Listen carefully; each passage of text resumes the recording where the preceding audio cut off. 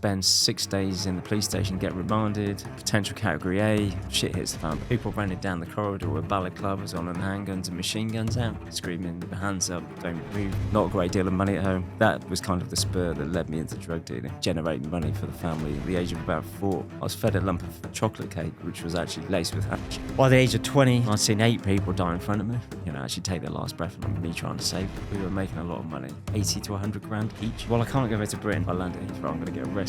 Seeing the effect it had on my family, tried to make things better, it made things worse. You got the Mexican cartels in there, you got all the Albanians, you got the Chinese, you got the Russians, every mafia on the planet. Got my girlfriend out. It's the first time in South America she gets arrested. International drug trafficking. The case here was for like 80 kilos. But they even tried to throw in connections to terrorism. Came up with all sorts of ideas. Helicopter lift off the roof, lay down cover fire, have a mass escape. The British police had asked for the maximum of 25 years. That was what they were giving people like murderers. You can't get any more than 25 years. Let me tell you more about today's incredible sponsor, Blakey Trades. This is trading education, not financial advice, not hype, and not one of those signal groups full of screenshots and bullshit. It's focused on the gold market, but what sets it apart is the structure. You learn why trades are taken, how to manage risk properly, and how mindset and discipline actually matters if you really want to last. There are weekly Zoom calls, live breakdowns, and proper explanations, not just copy this and pray.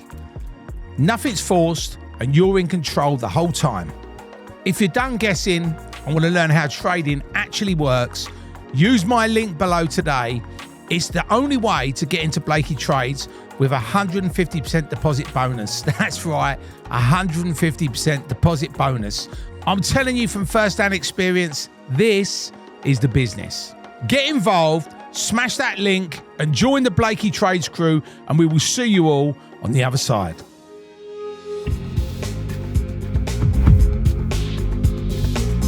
Welcome back to the Criminal Connection podcast, and today we've got a friend of the Colombian and Cali cartels.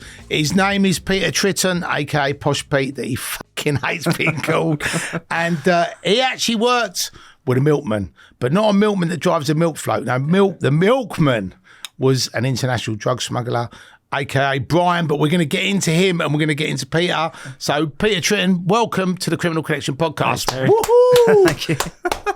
You've got an audience of one. Really good to meet you, buddy. Thanks for coming on. So I've obviously seen you popping up on social media, on podcasts, in the paper. I've obviously read your book, which was, crazy. Thanks for taking the time out to read that. I can't actually believe that you're fucking still here. So many people say that, honestly. I've had, do you know, I had a guy from the Australian SAS, ex-soldier or just left the army, contact me a few weeks ago. And he was like, I can't believe you're still alive. At least they get R&R, you know what I mean? When they're on active duty, they can come out to the barracks or whatever and relax. Right. 9 years, just over 9 years in a prison in South America, there's no time for relaxing whatsoever. It's like every minute of every day you're on alert. Right. Expecting the bullet to hit you or hand grenade to go off or whatever.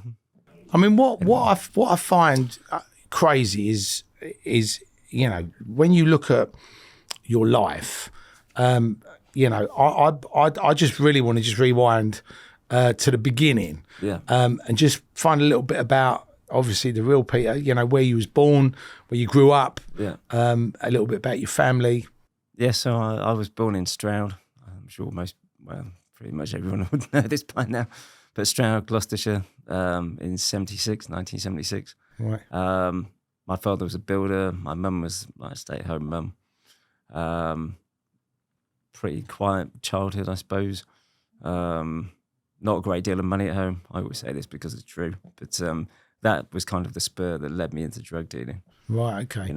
The desire to, generate money for the family and, right.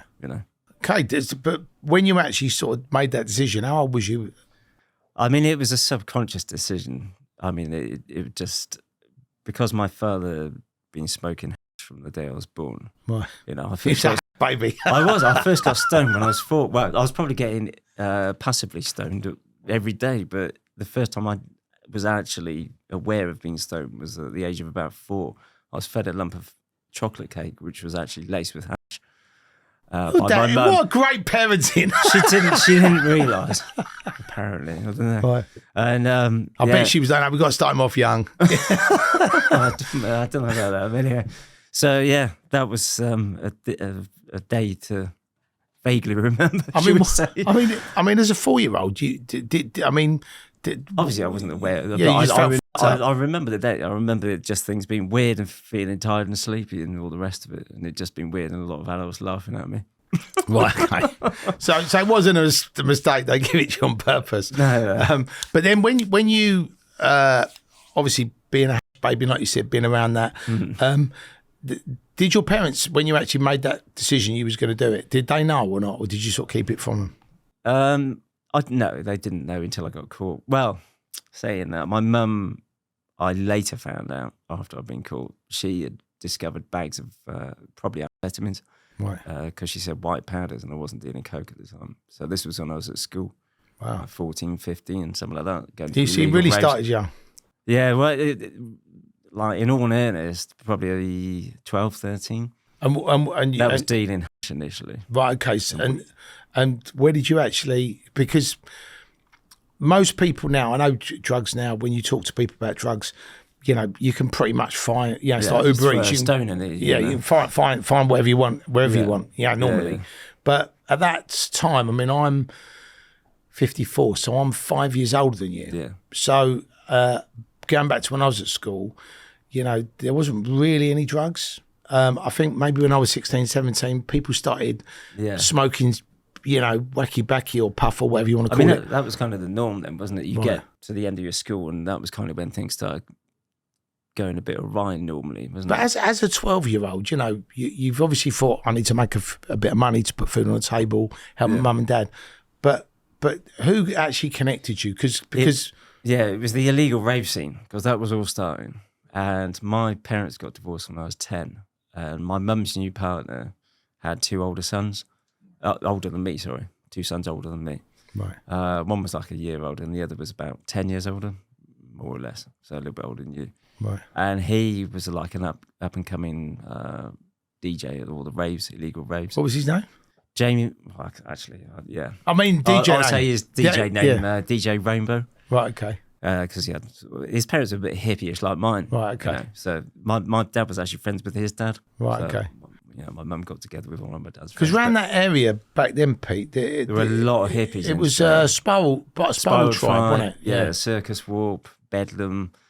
They were all sort of DIY. They were all the sort of big illegal rave organisers at the time. Right. And my stepbrother was, well, both of them actually were sort of heavily involved, obviously more the older one. Right.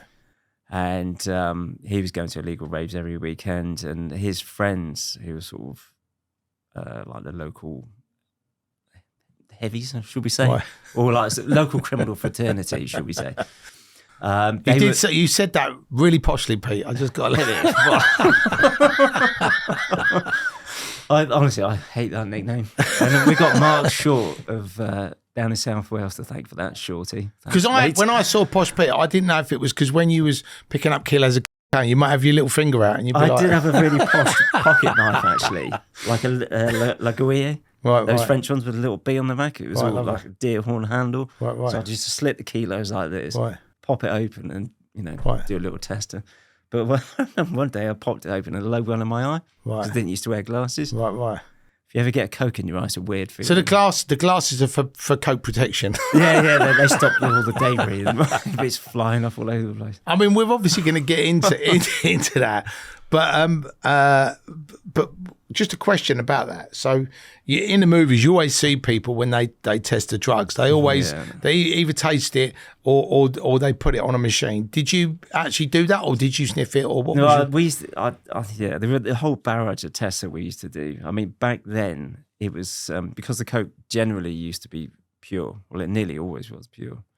I remember repress was only just coming in. And or the act of repressing cocaine. So the test that we would do to check the purity would normally be either wash it up into crack cocaine. So you weigh it before, wash it into crack cocaine, usually either ammonia or bicarbonate of soda to take out the base element, the acid. Right. To leave freebase. Or we had a hot box, which was like a lump of iron with a thermometer in it, and you heat it up. You've probably seen Blow. Johnny Depp does, always, chemist does a similar thing where he heats it up to the burn point.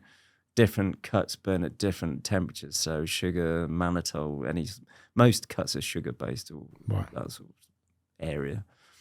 So they burn at a lot lower temperature than cocaine. Pure cocaine is, I think, about testing me there. 220-ish, somewhere, I think. I'm probably wrong on that, probably forgotten. But anyway, we would watch on the thermometer as the temperature went up. We put like a gram of coke on this block of iron, heat it up, and as it got hot, obviously different things burn off at different temperatures. So the higher it went, the better it was. Wow. All sorts of other tests. I mean, over the years, I got so proficient at knowing what was good and what wasn't. I could open a kilo of coke, rub it between my fingers to check how oily it was. It should be like butter. And then if there's any resistance, you know there's cut in it. If there's anything left on your fingers, you know there's cut. So it should completely dissipate into your fingers, like butter. You were like the people used to call me the party doctor. I was going to say, you're more like you. I carried a briefcase like a doctor. Like what do they call them? Those briefcases they carry. Oh yeah, the doctor's briefcase. Yeah, I've forgotten. Doctor's bags. Yeah, you know what I mean. Like one of them with a combination lock on the top. I just thought when you were just talking about that. Do you remember the man from Del Monte? Do you know what? I'll come on to that. You know, like later on, I shit you not. I shit you not. Listen to this. I'm in Cali. Shall I go into this now? Do you know what? I'll come back to that. Because it wasn't. Well, I'll tell you. Why don't we do it? Because we're talking about it. Yeah, I'll tell you. But I did have a vision of you going, the man from Gloucester. He said, yes. I literally did that. I'm in Cali, right? The first time I've gone over there, I've flown over to pick up this tent because I decided to do the first run myself. So we were importing cocaine, impregnated in rubber. I haven't got a piece of rubber around me at the moment. But like a bit like the thickness of an inner tube of a bicycle tyre. So anyway, I fly out to Cali to collect this tent, get there, loads of rigmarole, put in a taxi, and they take me through the city to make sure I'm not being followed. Get to this compound, should we call it, with a big iron gate, rolls back, go in there, gun on the back of the door. And I go in there and they roll out this huge, great big 10-man tent because we put 5 kilos in it. And you have to put it in like panels a bit like this, really thin. So you imagine the surface area has to be quite large for 5 kilos. And I wasn't even sure the cocaine's in there. I mean, they could have given me any old tent and said, right, there you go, on your way. Get back to London, open it up, and there's nothing in it. How was I to know? So I said, and my Spanish was non-existent at the time. You know, que. What? Si and que. Yeah, si. Cerveza and all that. So I said, is it, Coke? Is it in the tent? Like, so they've unrolled it, and he said, see, like this. So he's unrolled it, and he's slit just the corner of the ground sheet, and he's held it up, and he said, look, it's in here, in this rubber. And I said, well, and I knew that if I put it in my mouth, it's going to make my mouth go really numb. Right. And I said, well, can I put it, can I taste a bit? And he said, okay. So he's like, either cut a little piece off, or he just said, chew the corner of the tent. Right. So here I am chewing on the corner of a tent. And my whole mouth has gone numb. And it was a bit like the man from Del Monte says, yes, but he couldn't talk. I was like, yeah. It literally was like the man from Del Monte. Couldn't talk. When you was talking, I just had that vision of you with a hat on. Literally, as I stood there, I was thinking it's me with the Panama hat. And we even nearly started a business in Ecuador, bringing Panama hats back from there, because that's where they're made, not Panama. And I was thinking, there's some trivia for you. I didn't even know that. Yeah, I didn't even know Panama hats are made in Ecuador, not in Panama. They probably make them in Panama as well, but they're originally from Ecuador. Right. So we're gonna come back to this, but that was great to hear a little taster of what's coming. But when you was obviously selling the house, take it, the older boys got you a bit. So did they put you to work, or did you actually say, "Can I have some?" No. And initially, the actual first bit of it was I remember what it was. It was red seal hash, like squidgy black sort of stuff. And I bought it off a kid that was in the year below me, but both his parents were dealers, right, in the local town, Nailsworth. And that just wasn't really cutting it. So I pretty sure I did ask my stepbrothers and or the older one, and he said, yeah, and put me in contact with a guy in Stroud, who later on comes back into the story as one of my lieutenants, shall we say. Right. But much later on. Anyway, I go in and buy an ounce of Durban poison, South African weed, and sell it pretty quickly, to schoolmates and I think it was probably a party at the weekend. Realised it was really easy to do, really easy way of generating cash. There was loads of demand for the drugs. And then at the time, because of the illegal rave scene, there were loads of new age travellers moving into the area. Right. Because Stroud has always had this sort of hippie culture, hippie base, going way back to the 60s. And my dad being one of them. Right. So they were bringing in a lot of drugs to the area. And Stroud has always been renowned as a hub for drugs. Right. It's on a list like Glastonbury, Totnes, Stroud, something like that. All these weird little hippie towns. So it used to be. It's probably all gone out the window now. It's probably just, like I say, it's everywhere now. So that was the beginning of the dealing in earnest, and it quite quickly escalated into, or spread out. What's the word I'm looking for? Well, you spun out. Yeah, you spun out into different pharmaceuticals. Yeah. The pharmaceutical range. And was it just because, like, with the Puffet, you didn't really make that much money out of it? Well, I just saw there was more. People were asking for pills and amphetamine and acid, so I thought, well, I'd just supply that as well. So you become the Stroud pharmacy where you had the weed, you had the coke, you had the E's, you had the speed, you had the LSD. I had all that range, basically, the party drugs. Wow. Party drugs. But it why wasn't just me in the area. Why didn't they call you Party Pete? I mean, that would have been better than Posh Pete. I had a few nicknames. Right, okay. Not all of them good. And did you get it all from one source, or was it literally you had a guy who done the acid, a guy who did the coke? It was kind of, the coke came later. Right. So I didn't get involved with cocaine until I got to university properly. Right. I saw people doing coke and I didn't really like the way it made them act and all the rest of it. And it was expensive and it just wasn't, to make money on it, it would have meant laying out, a couple of grand or whatever. And I was just flipping like probably $1,000 right, or thereabouts. Because it was weird because I think 90, 97, 98, because I don't know if you know. I was involved with it before then. Well, I was running clubs from 93 to 2003. And what was mad was I'm sure my stepbrother must have DJed. 100%. He would have done at one of the events. But the mad thing for me was I remember the early days.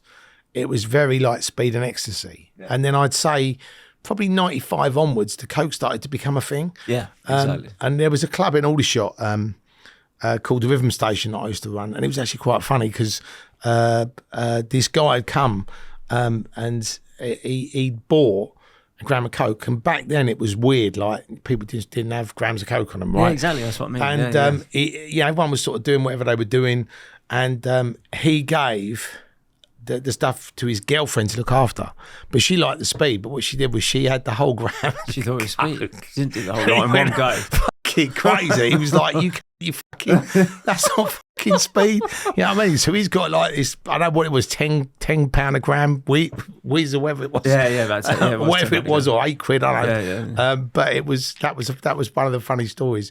Coke was what, 50, 60 quid a gram then? Well, do you know what? It was probably 100. As I said, it was a weird thing. It was like, what's that? Exactly. Do you know what I mean? But it wasn't really a party thing, was it? You didn't really see it in the clubs. It was all ease and speed and fucking... Well, everyone wanted uppers, but for some reason, I don't know what generated the coke thing. I think do you know what it was? What I remember around that time, because I was so heavily involved with drugs, is that the quality of the ecstasy started to dip.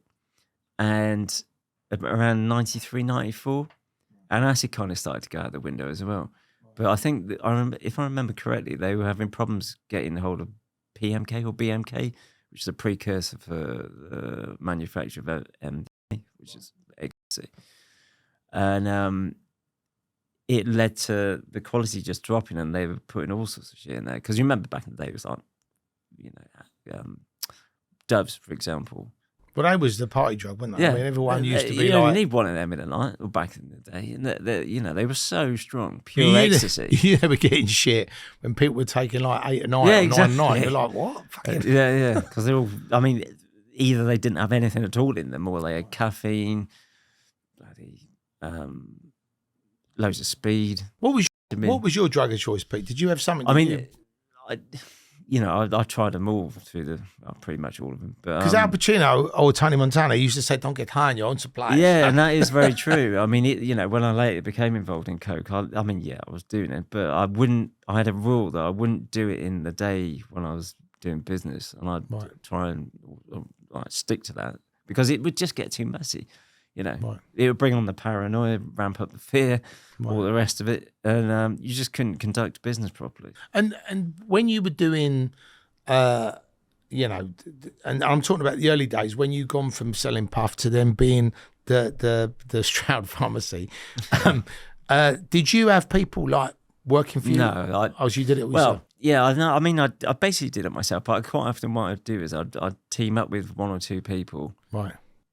And they, I'd knock about with them for a while and we'd deal stuff together. Did you do like a loyalty scheme, buy 10, get 1 free, things like that? Sometimes we did. Later on, I remember, because one of the guys I was working with around in Erith, not far from it. Right. They were getting cover goods. Like they're bringing containers in, with all sorts of stuff in. And the cover goods, i.e. the other things in the normal stuff in the container that should be in there, not our trucks. They would just sell off cheap, but quite often it was like knockoff champagne and stuff like that. I remember I bought half a container load of knockoff champagne. So I remember one Christmas we were doing, buy a gram or a quarter, I don't know, a gram or an eighth of Coke, eighth of an ounce of Coke, and we'd throw in a free bottle of champagne, and people loved it, even though it was knockoff. People just thought they were getting a bug, and it just blew things up massively. I was actually joking, but that shows your entrepreneurial spirit. It's a business, isn't it? You're selling a commodity, and it's if you can bring people in, it was a lost leader, as Tesco would call it. Every little helps.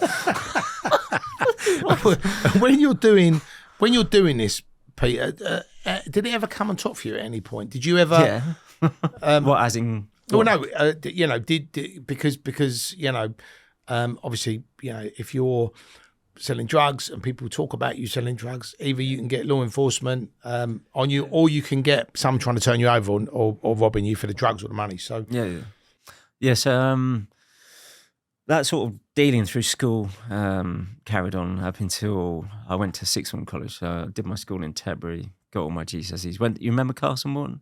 Yeah. Yeah, I was there for about Fantasia, 4 or 5 days. No, Castle Morton was that big illegal rave. But I thought Fantasia did a rave there, or was it just an illegal rave? Because that was an illegal one, right? Because I remember Fantasia. I remember Fantasia. I still got loads of their flyers stuffed in the attic somewhere. Yeah. So that was a huge illegal rave, like about 25,000 people, 30,000 people, and Spiral Tribe, DIY, all that lot were there. I've forgotten the point. No, we were just saying that when it come on top of you, either where someone tried to put it on you and steal your drugs or your money, or when the police started to, or you felt like you were getting pulled over, or you felt like it was coming on top.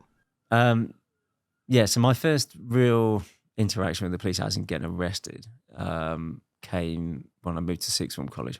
So, like I was saying, did my GCSEs at Tetbury. A week or two after that, rave at Castle Morton. And moved to Cirencester, Deer Park College, to do my A-levels, sorry. And that was a new college at the time. And carried on dealing, met loads of other people to deal to, so the sort of... your network expanded. Exactly. So the network expanded, market share increased. And yeah, I became, popped onto the police radar because it was actually a kid in my village. Initially, I thought it had come from the college because it was like the reverse of college. Normally, kids at the college would go into the town and buy their drugs. Here, there were people from the town coming to the college to buy their drugs. It was like something's wrong here, off me. And it transpired anyway that a kid in my local village that I'd sold some hash to got into debt with me, grasped me up, because his mum hated me, and I think she put pressure on him, and you know, things people do out of getting out to paying their bills. yeah, and it wasn't much either. Little cunt. So anyway, the police turned up at my parents' or my dad's address, because obviously my parents had divorced by this point. So they turned up at my dad's place, and my dad was in France at the time looking for a holiday property to buy, trying to get away from me. No, he wasn't really. But yeah, so I'm home alone, and there's a knock at the door, 8 o'clock in the morning, and, you know, I'm in a village out in the countryside. This is unusual. Yeah. And I already have the hash on me because I'm about to walk out the door. So it's down my boxer shorts, 2.5 ounces of it. Open the door, plainclothes police officer, search warrant. They come in. There's another one around the back. They come in, search my room, you know, quite quickly find it on me. I get arrested. I end up getting sentenced to, I think it was 12 months probation and a fine. And obviously I had to call my dad and tell him, and he was pissed off. And but he was more pissed off that I'd been caught. Right. And when he got back, he was like, you know, you should have done it better. You should have, you know, you shouldn't have had it in. It should have been stashed and blah, blah, blah. And I was like, yeah, wrong signals. But anyway, I'd made a decision by that point myself, because the college kicked me out. Right. Said you can sit your A-levels, but you'll have to do your revision at home. So I stopped dealing because I didn't want to jeopardise my future and the chance of going to uni. So I got my head down, stopped going to all the illegal raves. It was all getting a little bit too much anyway, to some extent. And I ended up getting 4 A-levels, 4 different offers from different universities, Liverpool, Southampton, Bradford and Cardiff. Opted on Cardiff because it was close to home. The main reason for that was that by this point, my mum had developed a real heavy dependency on alcohol, which had started before my parents got divorced. And when she drank, she wasn't like somebody having a few drinks. She would drink whiskey and she would get psychotic. She'd have these psychotic episodes, right, because of stuff that had gone on in her childhood and whatnot.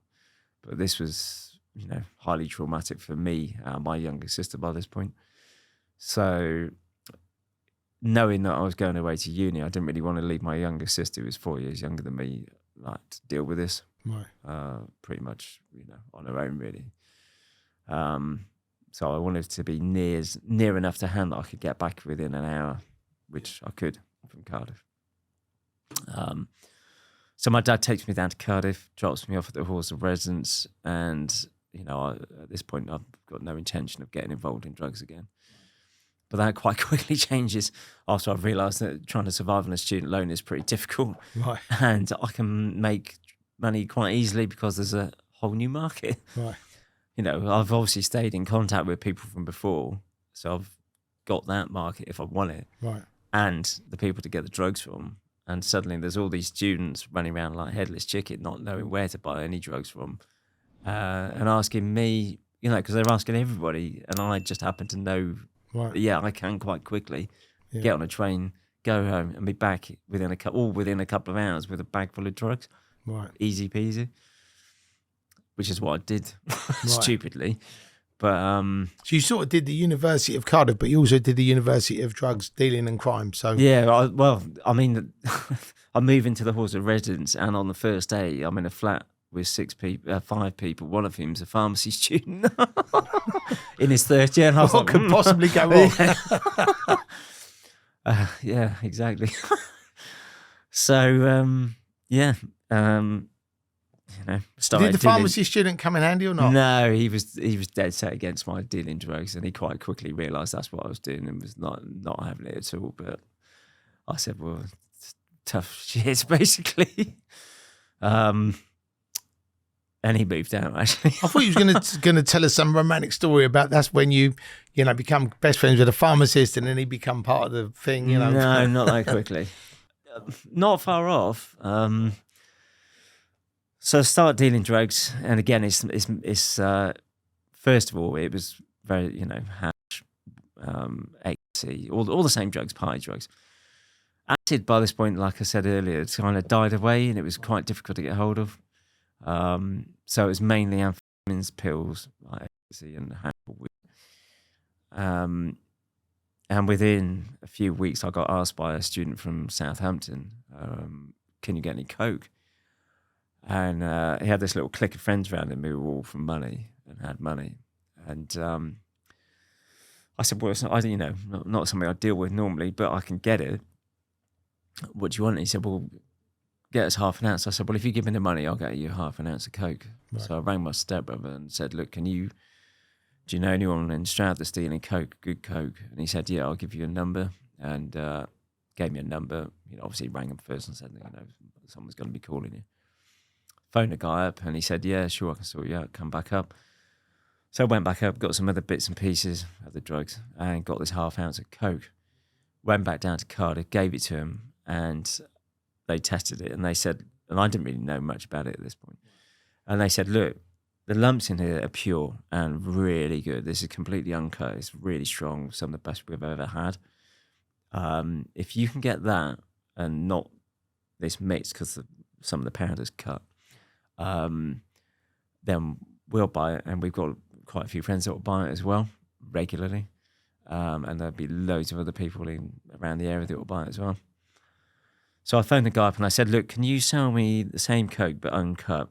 I don't mind paying more for it as long as it's uncut. And he said, yeah, sure, no problem. If you're prepared to pay the money, I'll just sell it to you uncut. It's easier for me. I don't have to think about cutting it. So I said, great. Went back and got an ounce this time. And it was all in one piece. And took it back down and they tested it. And they showed me, I started learning quite quickly what was good and what wasn't. And that was one of the first times I tried it. And again, I wasn't enamored with it. It was like, it's all right. One thing I liked about it was it doesn't last very long, and it wears off and you can sort of get on with your day. Later on, when I tested really pure stuff from Bolivia, which is, I think, the best for sniffing. So we're going to do like a cocaine guide. I'll come on to it. You could eat food with it, and it was completely different high. And I found that every Coke, because of the different alkaloids involved in it, was slightly different, a bit like coffees. But you can actually have, so in Bolivia, you could actually do that and then have a meal when it's just perfect. Yeah, I mean, Bolivian Coke was it was scarce, and it still is to some extent. I mean, because it's like, it is the best thing for sniffing. Okay. And you give that 3 Michelin stars? Yeah, 5 all day long. It just gives you a high that's like, it's difficult to explain. It's a lot of cocaine will make you feel paranoid, uneasy. You won't be able to eat on it. You want to, makes you thirsty. All the rest of it. Right. But this stuff, it was just like being really high, but you can function like normal. But you just like turbocharged. Right. And I only ever had that a few times. And you could eat food on it, just function completely normally. But you were like Sonic the Hedgehog. Yes, just like literally just like. It's crazy stuff. So when you got the slightly better stuff, and then obviously it started to expand. Yeah. When did that sort of lead you to the milkman or? Yeah, very quick. Well, yeah. So I was, unbeknownst to me, I was already getting from him right then. Right. So I meet quite quickly from dealing to students. I then start to meet local dealers, going to local nightclubs. The Hippo Club was one, Club E4 back, where all this people like Reese fans was hanging out. Right. Ended up bumping into Keris Matthews and people like that, knocking about with them. And obviously there's a lot of coke being taken. I'm not saying you meet Hal Marks in your journeys as well? Yeah, I've met him he's dead now, but I met him a couple of times. I knew people that had worked with him. Because he was a goat on the puff, wasn't he? Because I met him like years ago. Yeah, well, obviously it was years ago I met him as well. But what I was going to say is I met people that worked with him that have never been caught. Right. Like this came a bit later on. I mean, most people that deal in drugs always seem to get caught at some point. Oh yeah, I mean, you either get caught, you end up dead, or you end up in prison. Well, that's getting caught. It's not a particularly good career choice. Yeah. I mean, I knew from the beginning that it was either it wasn't going to end good. I mean, a lot of drug dealers, and I mean, it was my idea as well. You get into it and you think, right, I make X amount of money and start a legit business, and get out. But then things start going wrong, or there's problems and this and that, or you just think, oh, I'll just make a bit more, and it just carries on. And I've said this so many times now that the dealing of drugs is almost more addictive than the taking of them. I was actually going to say it's like if you're dealing, it's the excitement, it's the not getting caught, getting away with something you shouldn't be doing. Exactly, it's all of that. And I loved all that because I was brought up as quite a sort of anti-authoritarian household, and that was just quite deep set in my psyche, and that was just I suppose that was just the path that I took. It was sort of almost destiny. And with Brian, aka the Milkman, when did you did he contact you? No. Was it when you got to a certain level? That very first half an ounce was from him indirectly. So having met these local dealers, I started dealing to them, and I say to them, look, I can get really good coke, really good this, that and the other. Can you introduce me to because obviously I realised that I'm getting it for a better price than they can get it, hence I can supply them, and the quality is better. Right. So I said, can you introduce me to the people that were previously supplying you? Some of them were like, yeah, we can, but others were like, we don't think that's a good idea because they'll probably kill you or rob you or both. So those that did introduce me to their previous suppliers, started doing business with some of them, not all of them. Some of them, and this was people that were controlling the valleys, run the valleys, running all the nightclubs up there, all the doormen. Ended up meeting people all along that M4 corridor, Swansea, Port Talbot, Bridgend, all across. Bridgend's a happy place, isn't it? Yeah, the steelworks. That's where my mate Short is from, actually, down that way, Port Talbot. What was it? Oh, yeah. So with having met them, the quantity of drugs that I'm being asked for has gone through the roof. So going from that first half an ounce, I'm now being asked for half kilos, then it's kilos, then it's a couple of kilos, then it's 10,000 pills, 20,000 pills, 100 kilos of hash, up to 200, then 500, then even further. Now, the guy in Stroud for the coke, I start, obviously the amounts increase rapidly from half an ounce to an ounce to to a quarter of a kilo, then a half kilo, then I'm asking for kilos. And he's like, whoa, this is getting out of my league. I don't want to be involved in this. It's, I'm happy dealing my couple of ounces a week in grams and this and the other locally. Don't want to be involved in all this. It's getting too much. He said, I'll introduce you to my contact, which is a guy from there, Stow on the Wold, Oxford direction. Now, he was getting it directly from Brandon Wright, the Milkman, aka the Milkman, and this has all been covered in the news, so don't get pissed off. Right. Yeah. It's not a big secret or anything.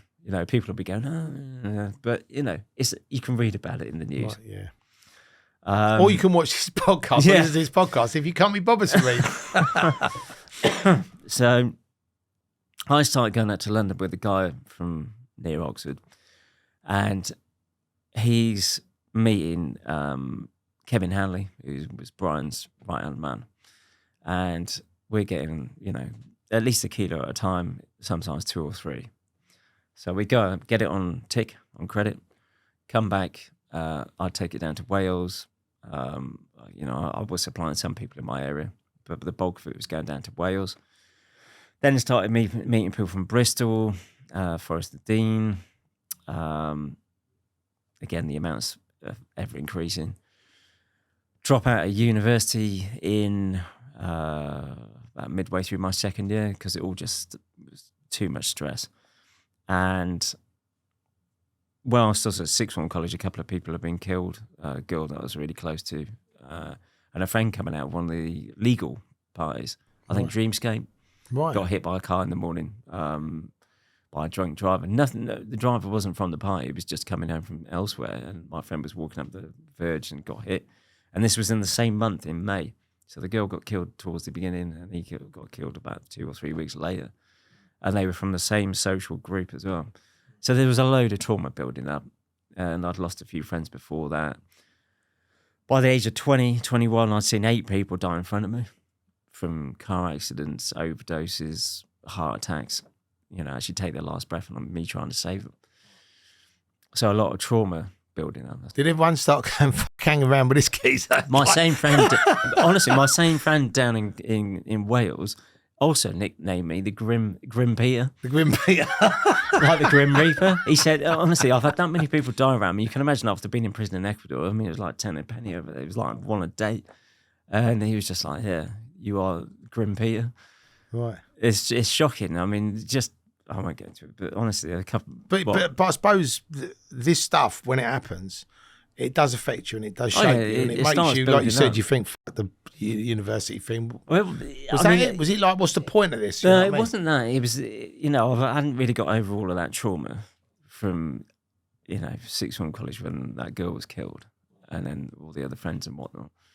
And going to university and then the pressure of dealing all these drugs and the stress of that, it just became, just as an overall, it just became too much. I didn't want to drop out of university at all. And I regret having done it to this day. And, it was one of those forks in the road. Right. And I've had a few. Yeah. And, I went down the whichever turning it was, right. Not the good one. And when you met, obviously, Kevin, how long was it before you actually then met the main man? Was that? I never met him directly. Right. He was always... One step removed. I didn't want to know. I didn't want to know. I wanted to be ignorant of the facts. I didn't ask questions. I was just happy being given what I was given. I didn't want to know where I was coming from. Didn't want to know because there's certain things you don't ask, and you don't want to meet people. What would you say when you actually was at the peak of what you were doing? You was probably shifting. Was it sort of? That came later when we were doing the Ecuador thing. I mean, I was doing a lot before. I mean, I was doing easy, probably between 5 and 10 keys of coke a week before Ecuador. And what is that in monetary terms? Back then, the price of a kilo of coke was around anywhere from 25 to 30 grand. Wow. So call it 30 grand for argument's sake. So times 10 is like 300 grand. I'm quite often be going up to London with like a holdall full of money with £250,000 in there, wow. 300 grand, 400 grand. When you throw in, say, 5 kilos of coke, 400 or 500 keys of hash, 50,000 bills, it starts adding up quickly. I'll be coming back from Blackheath, where I was to get the hash. We'd meet by the tea bar there. Right. And I was introduced to the hash guy, who was a Moroccan, half Gibraltarian, right. By the coke guy from Oxford.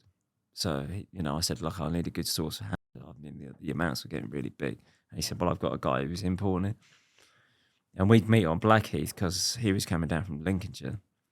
And I'd have a transit van on hire and we'd just back him up back to back, open the back doors by the tea bar right. and literally load box after box of hash. And it'd be about half a transit van full of hash.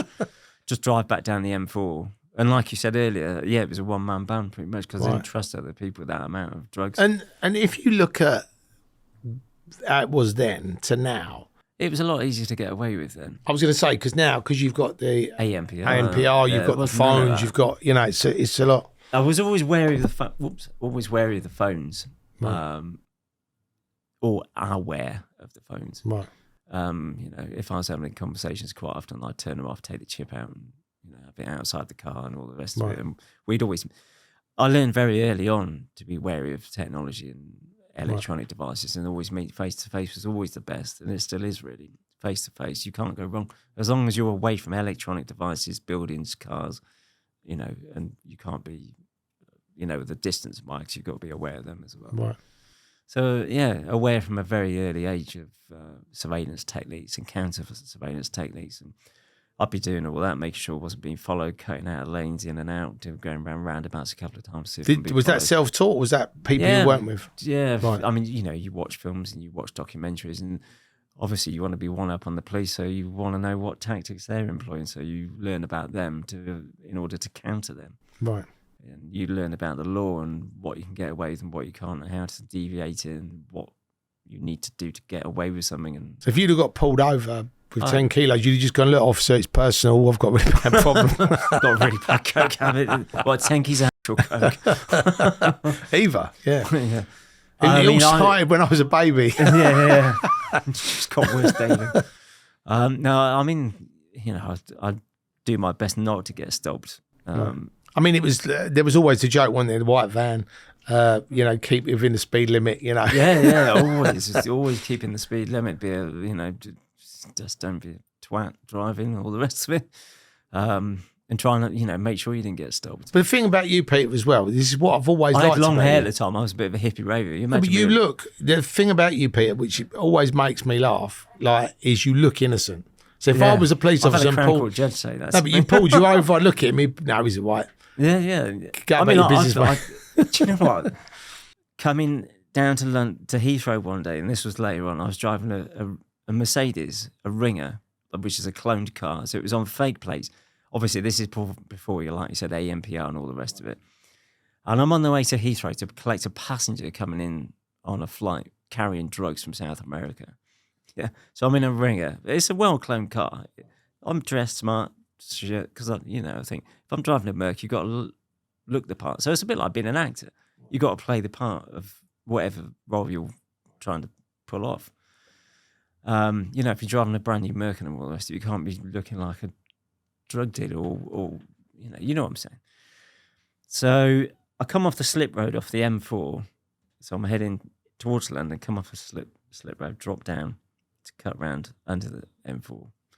And as I come down the slip road, there's I remember the car, it was a Renault Clio, a brand new Renault Clio in front of me. As we come to the roundabout, this Clio in front went to pull off and then stopped suddenly, and my foot slipped on the accelerator.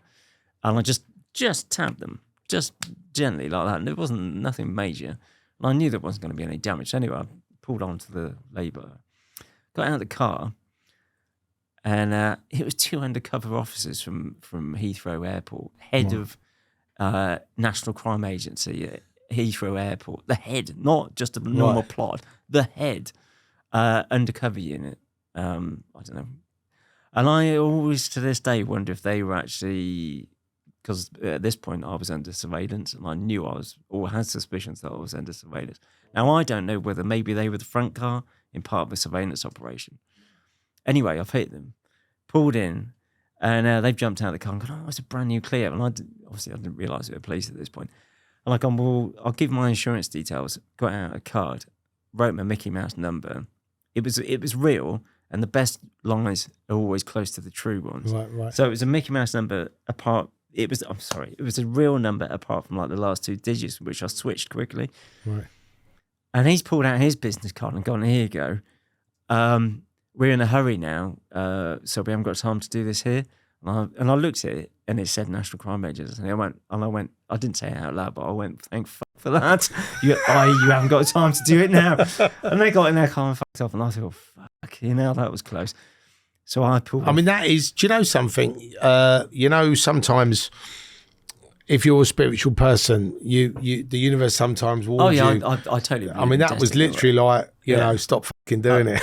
Well, I've had a few of them and just gone, all right, and carried on. Well, I suppose you can go 2 ways. You can either go, actually, I'm going to stop now, or actually, I'm getting away with it. Fuck you, I'm going to carry on. There were loads, honestly. I can name you dozens of points at which I've had things like that happen where it was a warning sign to stop. But you were definitely under surveillance at that point. Yeah. Right. Yeah.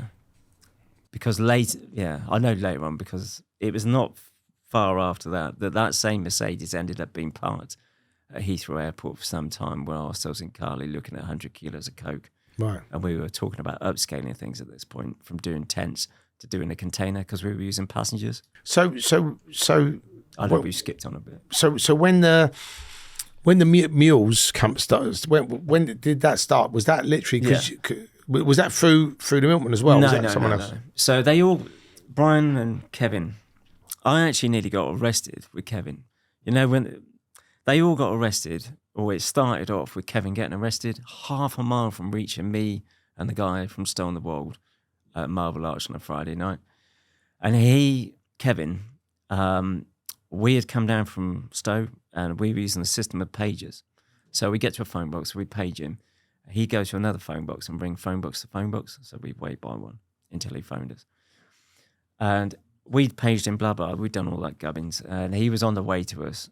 And we sat at Marble Arch waiting. And he doesn't turn up. And I start saying to the guy with me, who's, it's his contact. I said, look, he's not coming. There's something wrong. He should be here by now. There's definitely something wrong. And he kept saying, oh, let's wait. And when you get that instinctual feeling, you just know something's wrong. And I said, look, it's definitely not right. In the end, we left. Next day or the day after, we find out that Kevin had been arrested half a mile from reaching us with 29 kilos of coke in the boot of the car. And what had happened was that Kevin had been dealing with I think it was a Libyan or Lebanese diplomat, one or the other, I can't remember now. But the guy was a diplomat, and this is the key point. And the diplomat had been arrested by local police dealing coke with, it was originally 30 kilos of coke. And the local police had said, look, we are going to really fuck you up and cause a big problem for you and the government unless you give us up your dealer, which, of course, he's done immediately, who was Kevin. So on a Friday night, this guy's turned up on Kevin's doorstep with what was left of the 30 kilos of coke, i.e. 29, and just thrown them at him and said, look, you've got to take these back. And Kevin's like, what the fuck's going on? I haven't got time to deal with this now. Choked in the boot of the car and then headed towards us with the local police in tail. They stop him. He gets arrested half a mile from reaching us. And unbeknownst to the local police, they'd stumbled into a huge surveillance operation by, I suppose, the National Crime Agency or whoever it was at that point. And they'd had Brian and Kevin and all of the gang under surveillance for nearly 2 years at this point. And with Kevin's arrest, that kind of triggered them into action because they had to. The case was blown. So they had to arrest everybody else. And I'm pretty sure, without a shadow of a doubt, me and the guy from Still in the World had been observed by the police. We must have been, because we were interacting with Kevin, every 2 or 3 days. Right. But they probably thought at that point you was sort of low level, maybe? Well, we didn't have anything on us, and maybe they didn't have enough evidence.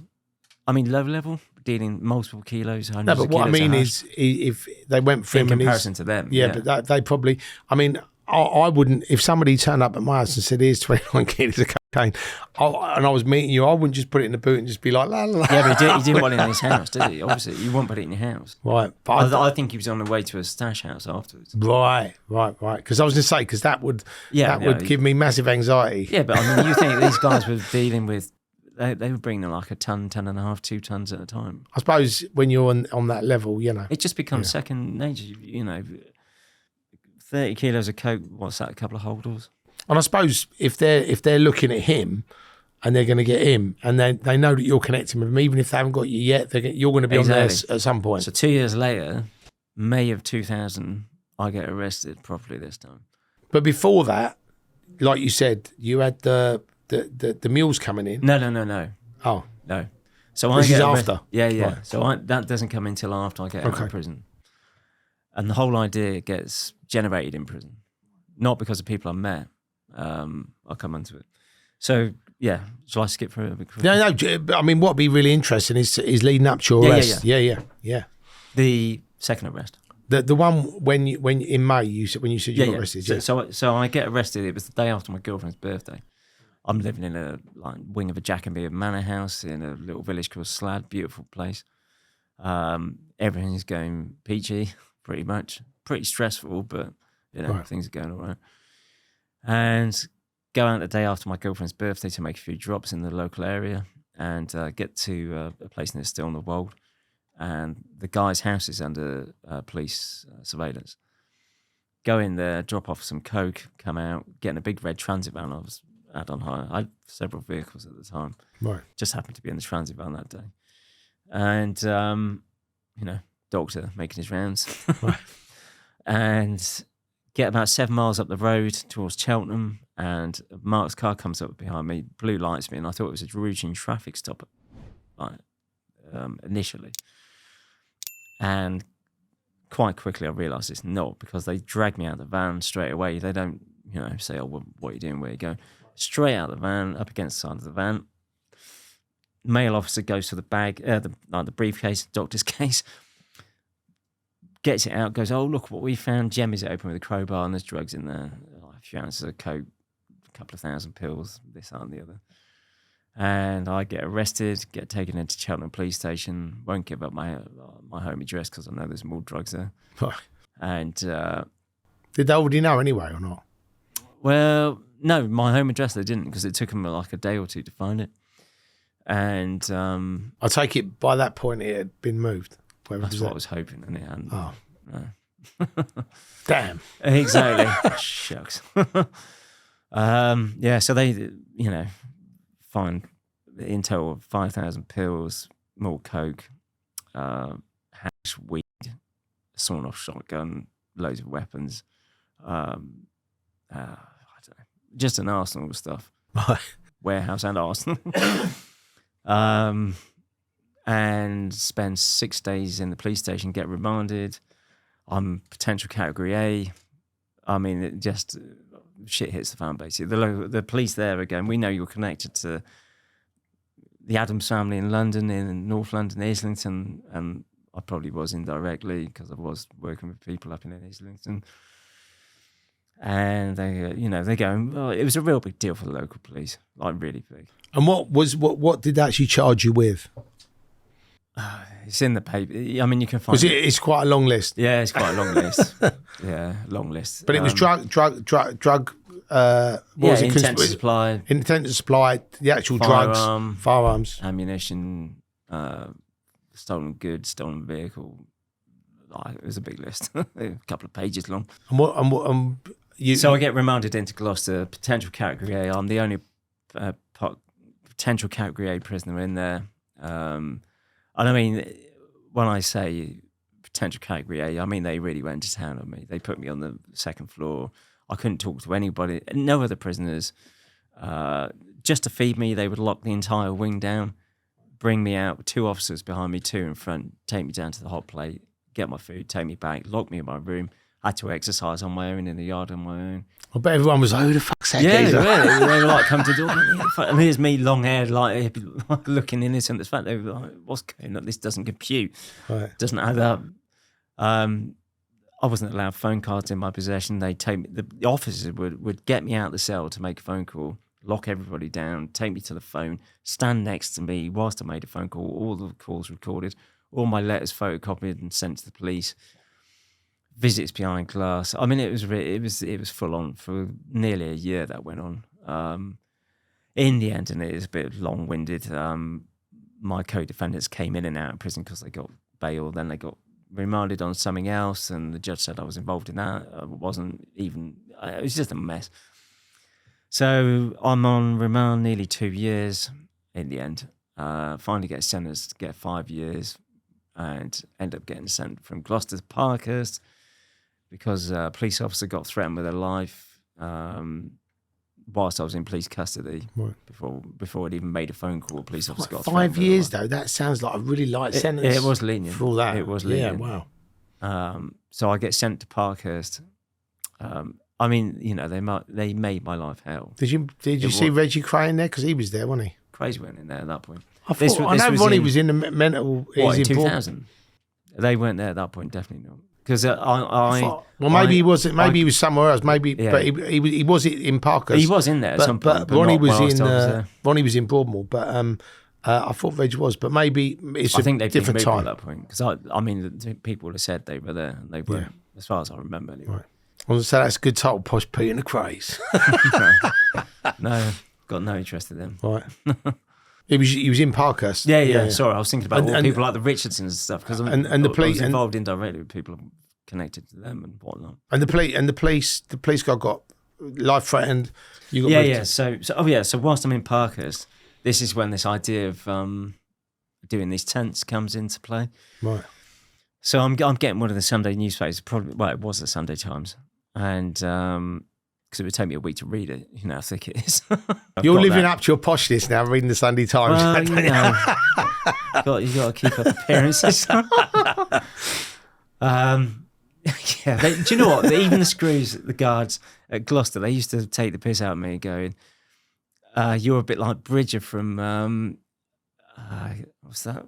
Michael Caine film of the Italian Job. Oh, You know, the Italian Bridget, Job, right, you know, the one who's in there with his paper and he's got his own toilet. And picture the Queen, because I used to have the Union Jack up there and all that. So right. got to represent the country. Yeah. But they used to take the piss out of me, going, "Oh, you're a bit like Bridger out of the Italian Job," or they used to call me Pedro Escobar. I like that. Pedro Escobar. Yeah, like I said, I've had a few nicknames. Right. But so I'm in Parkhurst, got the Sunday Times, and in it there was some article about this container of plastic garden, patio sets, furniture, that had been seized at a port in Britain that had contained. It was a lot of cocaine anyway. I can't remember the exact amount, but a lot impregnated into the actual plastic. So you were sat on a kilo or two of coke, and you wouldn't have known. No one had got arrested, which was what piqued my interest. And I was like, well, they've just seized all these drugs. It's impregnated in plastic. They haven't arrested anybody here or at the other end. And I just thought, I'd heard of impregnation methods before into material, into paper, and that, was pretty old school or old hat. Right. And this method was just, to me, was just genius. 9/11 had not long happened, and a lot of drug mules and drug shipments were getting seized inadvertently because of the heightened security. And I just sat there and I thought, this is the future of drug trafficking, of cocaine, definitely.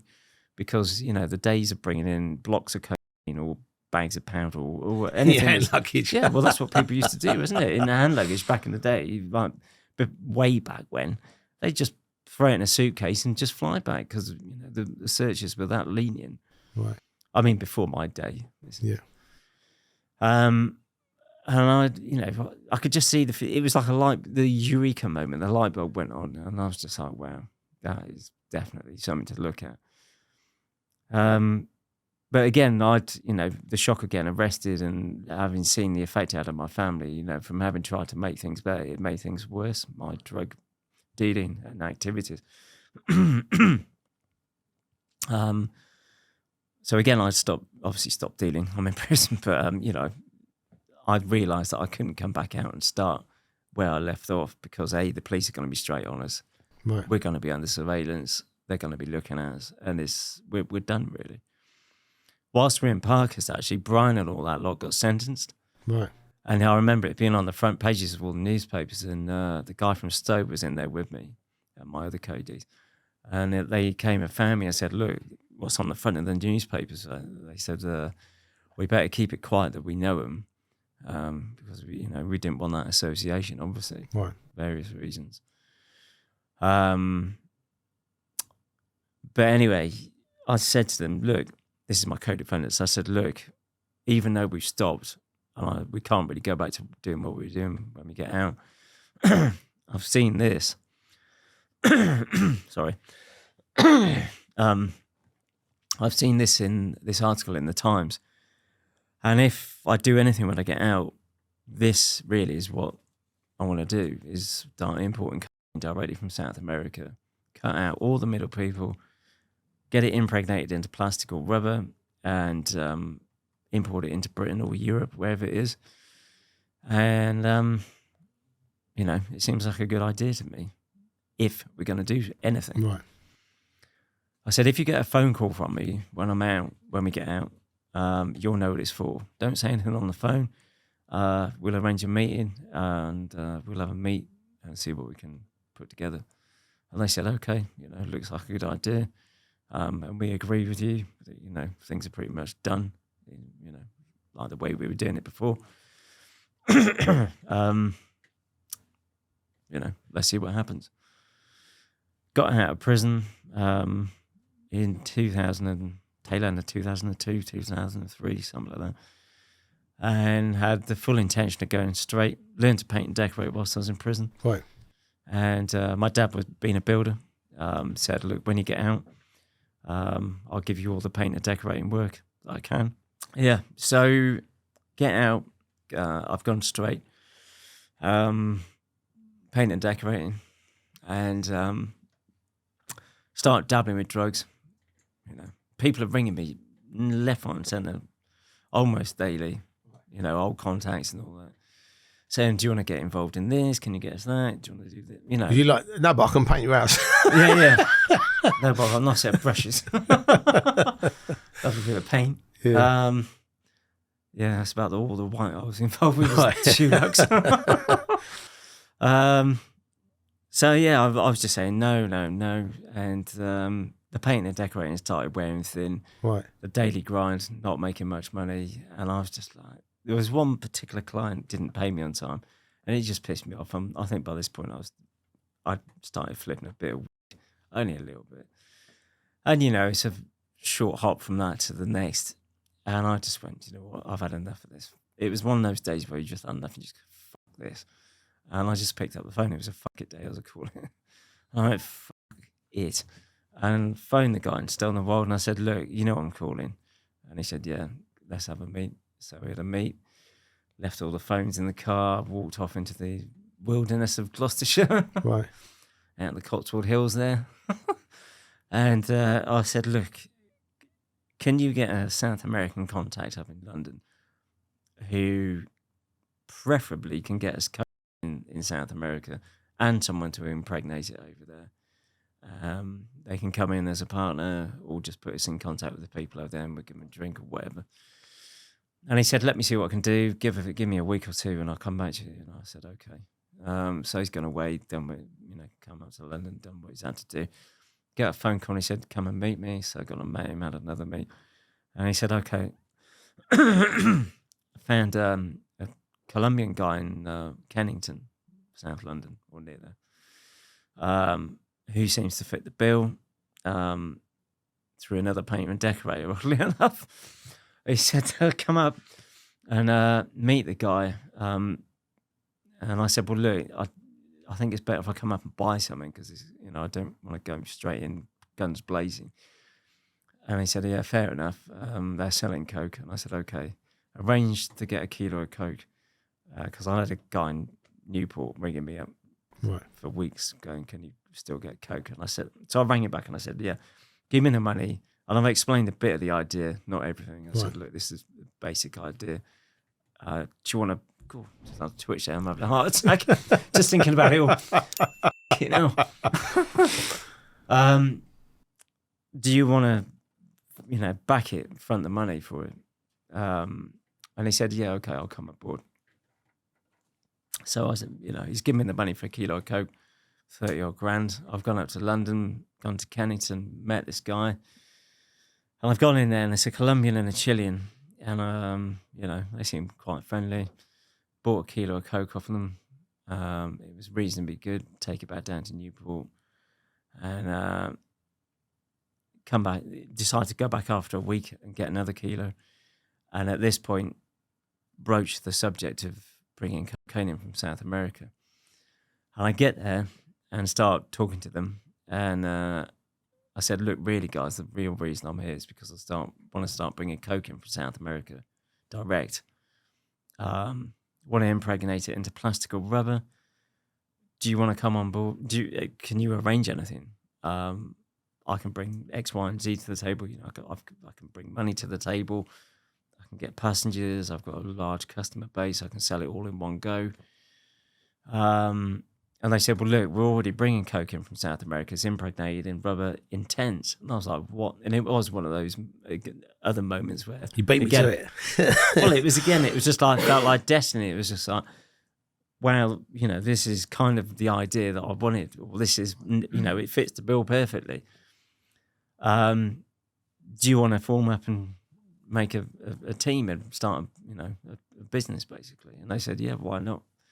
I'm kind of long and short of it.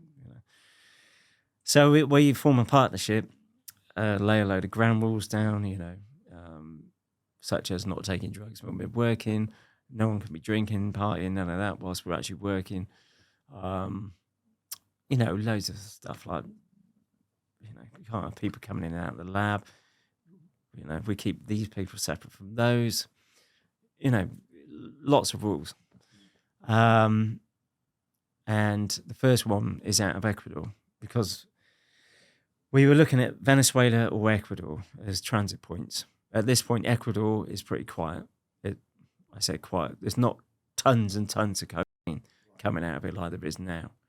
It's nowhere near as busy as it is. Well, one thing, and this is probably an obvious answer, but if Peru, Bolivia, Colombia, all these places were obviously manufacturing it, was the reason they went through Ecuador, because obviously if they was doing it through there, it's so obvious. Yeah, exactly. Right. Yeah. Okay. So we didn't want to be coming out of Colombia, even though the people we're working with are in Cali, basically Cali cartel. We didn't want to be flying out of Colombia because it was just, that's the main place they're looking for people from. Any cocaine producing nation, that like you say, Colombia, Bolivia, Peru, right? They were the first point, red countries, red flag countries right. that you didn't want to be flying out of if you're carrying drugs. Right. I mean, that's all gone out the window now. They're all pretty hot. I was going to say, because it's mad stuff. Like you said, there's the plastic chairs. I remember Curtis Warren used to smuggle them in those fucking lead ingots. Then there was, like you said, the tents. There's fucking bananas. I mean, they're putting it under ships. I mean, it's mad. Like when you actually... Yeah. I remember speaking to one guy who said they used to have a fucking submarine. I mean... Oh, yeah. I've met people. I was in prison in Ecuador. I was in the same cell as a guy. I'm still in contact with him. Who was one of the submarine crew. Wow. And I've met various people that have run semi-submersibles out of Ecuador, out of Colombia. I mean, these people were in prison for like 3-4 tons. Fishermen that I've met that were in for 8-9 tons. Russian mafia, 42 tons. Big people that I met when I was in prison there. But this comes later, a little bit later. Yeah, so we're doing our little 5 kilo thing. Right. I mean, I say little, but I mean, we were trying to do at least one a month. Right. And we would change that 5 kilos. Once we got it back to Britain, we mix it up a bit because it was pure. But you actually went to, the first one, did you go first out? one, I wanted to do myself because I didn't want to start sending people to do something I'd done myself. Sending mules. Because you shared that story when you had the mouth numbing experience. Yeah, so that was the very first one. Man from Del Monte. Yeah. So, but that wasn't on camera, was it?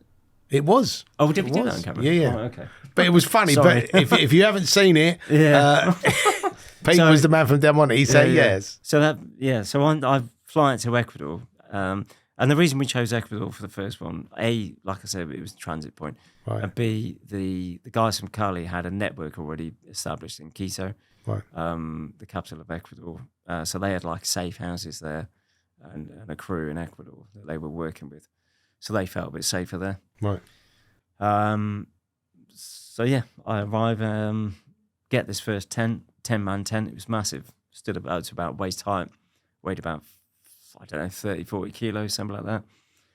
And like we said earlier, did the man from Del Monte thing, unravelled it, got the corner out, chewed it, mouth went numb. It's all good. Right. Except I couldn't say it was. So yeah, rolled it back up and packed it back up. Spent a little bit longer doing all the tourist stuff. And I'd forgotten the weight allowance, luggage allowance.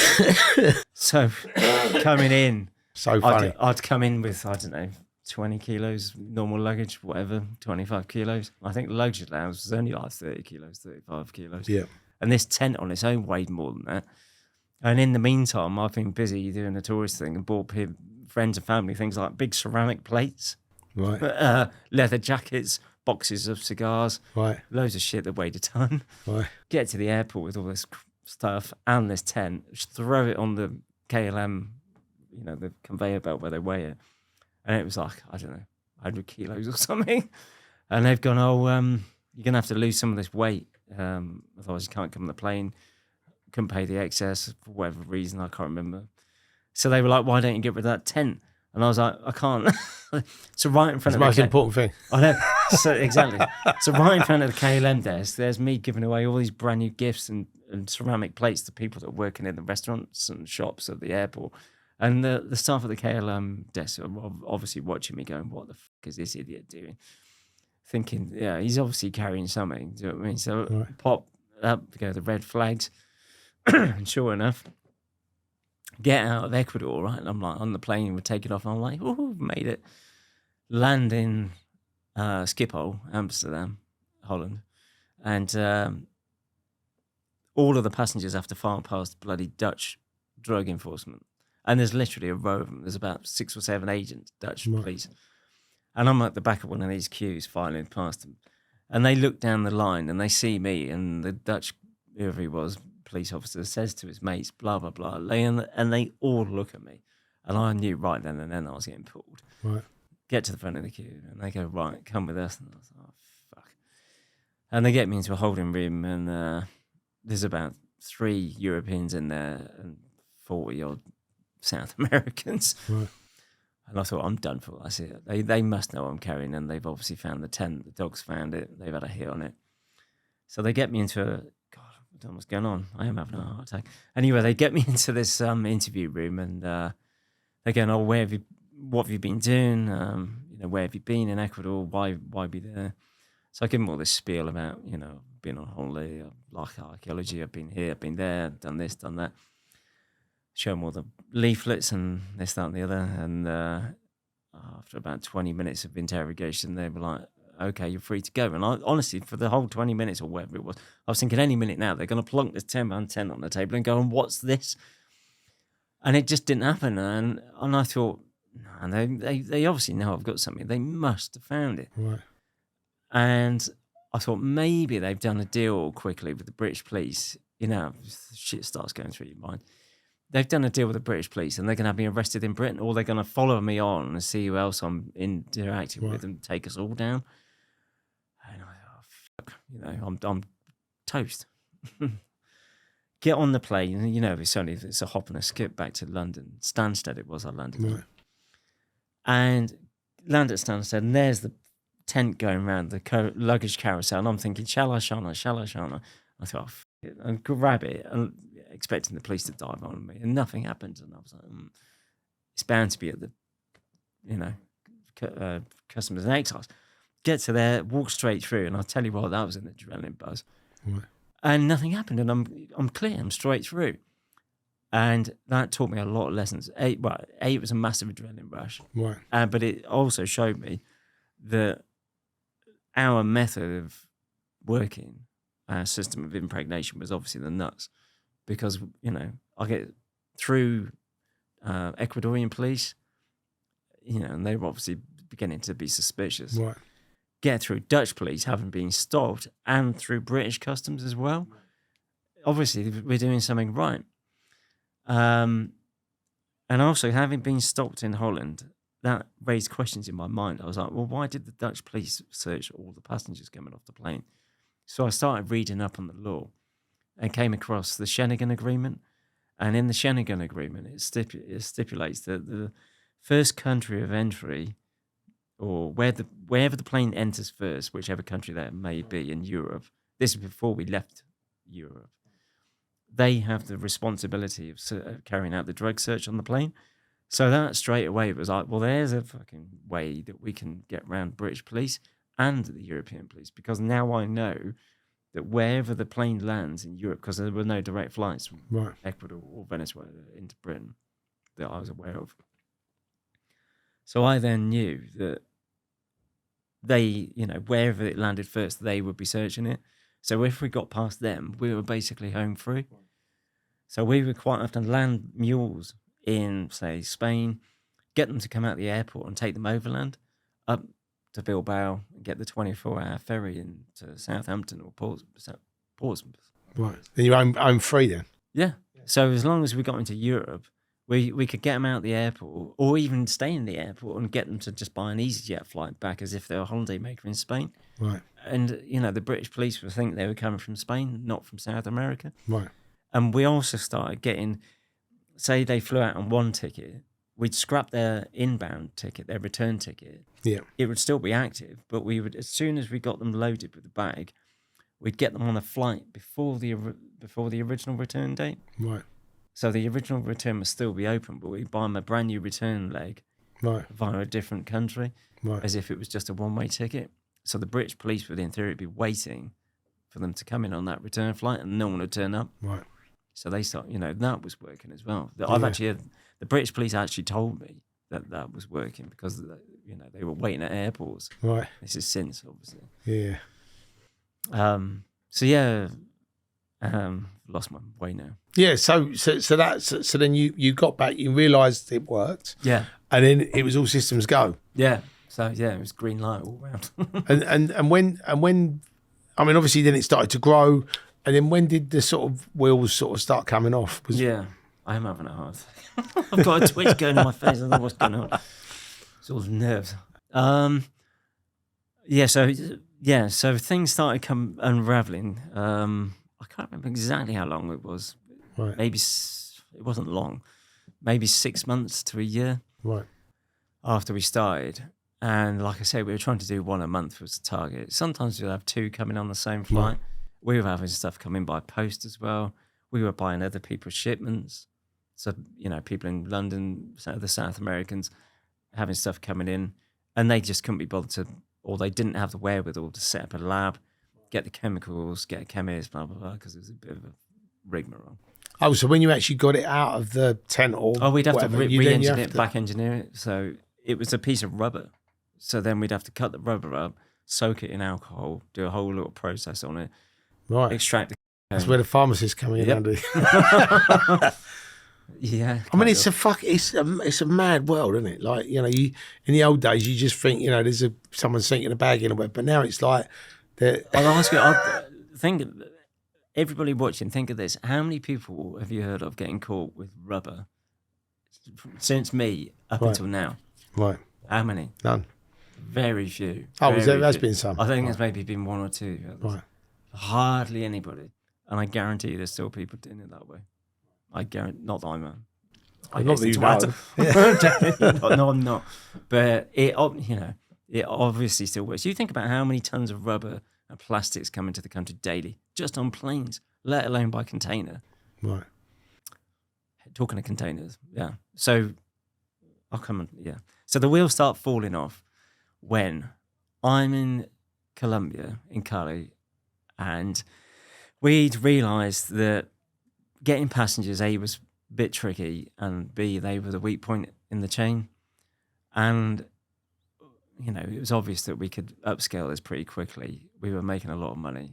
On each, say it was 5 kilos, we were making each about 80 to 100 grand each. Wow. After cost, and there's 3 of us involved. So we were making about 300 grand, $250,000 to 300 grand profit on each 4 or 5 kilos. Because we'd cut it, repress it, so we'd make 5 into 7, thereabouts, somewhere around that. And we just had one or two people. We narrowed it right down the amount of people that we sold to. Obviously, keep it tight, keep it to the minimum of people. You were talking about getting the people to actually do. Oh yeah. So realised that passengers were the weak point, and that we could bring in a lot more by container. And I knew that. Shipping containers coming into Britain, only like 3 or 4% ever get searched because there's just so many coming in, such a volume. And if you think out that 3 or 4%, most of those are going to be intelligence led. And I know for a fact that 95% of arrests are intelligence based. The police don't mess about with big surveillance operations. It's all intelligence based. They don't just go in willy nilly randomly. Yeah, exactly. They wait. If they can get much more or better results sitting on people or doing the investigation properly and hitting them, properly and getting a max result out of it. Right. So knowing that and knowing how little gets searched by a container, it was the obvious next move. And we had planned to open a camping supplies company here. Pete's camping company. Selling tents wholesale, whatever. Or, we would obviously be selling all the other bits and pieces, climbing gear, to make it look, it'd be a proper company. Right. Because there is a lot of manufacturing goes on in South America, all sorts of stuff, apart from cocaine. So that would be the cover goods, camping gear. And obviously we would have a load of tents in there that would be doctored. Impregnated with the coke, and the first shipment was going to be 100 kilos. So I'm in Cali, go to Buenaventura, which is the port city on the Pacific coast, with one of the Cali cartel members, meet another one in Buenaventura, and I nearly got shot there actually because they thought I was MI5. Turn up there, and of course, like you say, I but you don't do look look. part. Right. Exactly. Turn up there at this safe house. There's a gun, great big gun on the table, handgun. The guys are obviously a bit pepped up on because they're on coke, and I turn up with this. What we used to call him Comandante. It was like commander in Spanish. Big guy, ex-military, ex-this, ex-fucking that. So I mean, turn up at this safe house with a view to, first of all, checking the coke and then buying it. And immediately they're on edge because they're coked up and they start going, oh, MI5, police. And obviously these words are fairly universal. And I'm sat there or stood there going, fuck, and they keep looking at me and I'm thinking, they're talking about me here. Do you know what I mean? They're getting really fucking stressed. And I was like, whoa, guys, like, policy. And I was like, no. And I started saying, I've been in prison in England, Parkhurst prison, hoping to fuck they knew or, they're understanding me. Because at this point, none of them are acknowledging they speak English. Right. And as soon as I say Parkhurst prison and blah, blah, blah, and one of them, who's going mad, calms right down and goes, oh, start speaking English. And I was like, what the fuck? And he starts speaking English. He goes, I was in prison in England as well, in the Verne. And the Verne is at Portland Bill, was it? Weymouth, just across the walk from Parkhurst. And I said, were you in Weymouth such and such a date? And he said, yeah. I said, well, I had a friend in Weymouth called X, Y, and Z. I won't say his name now. Around that time, do you know? And he said, yeah.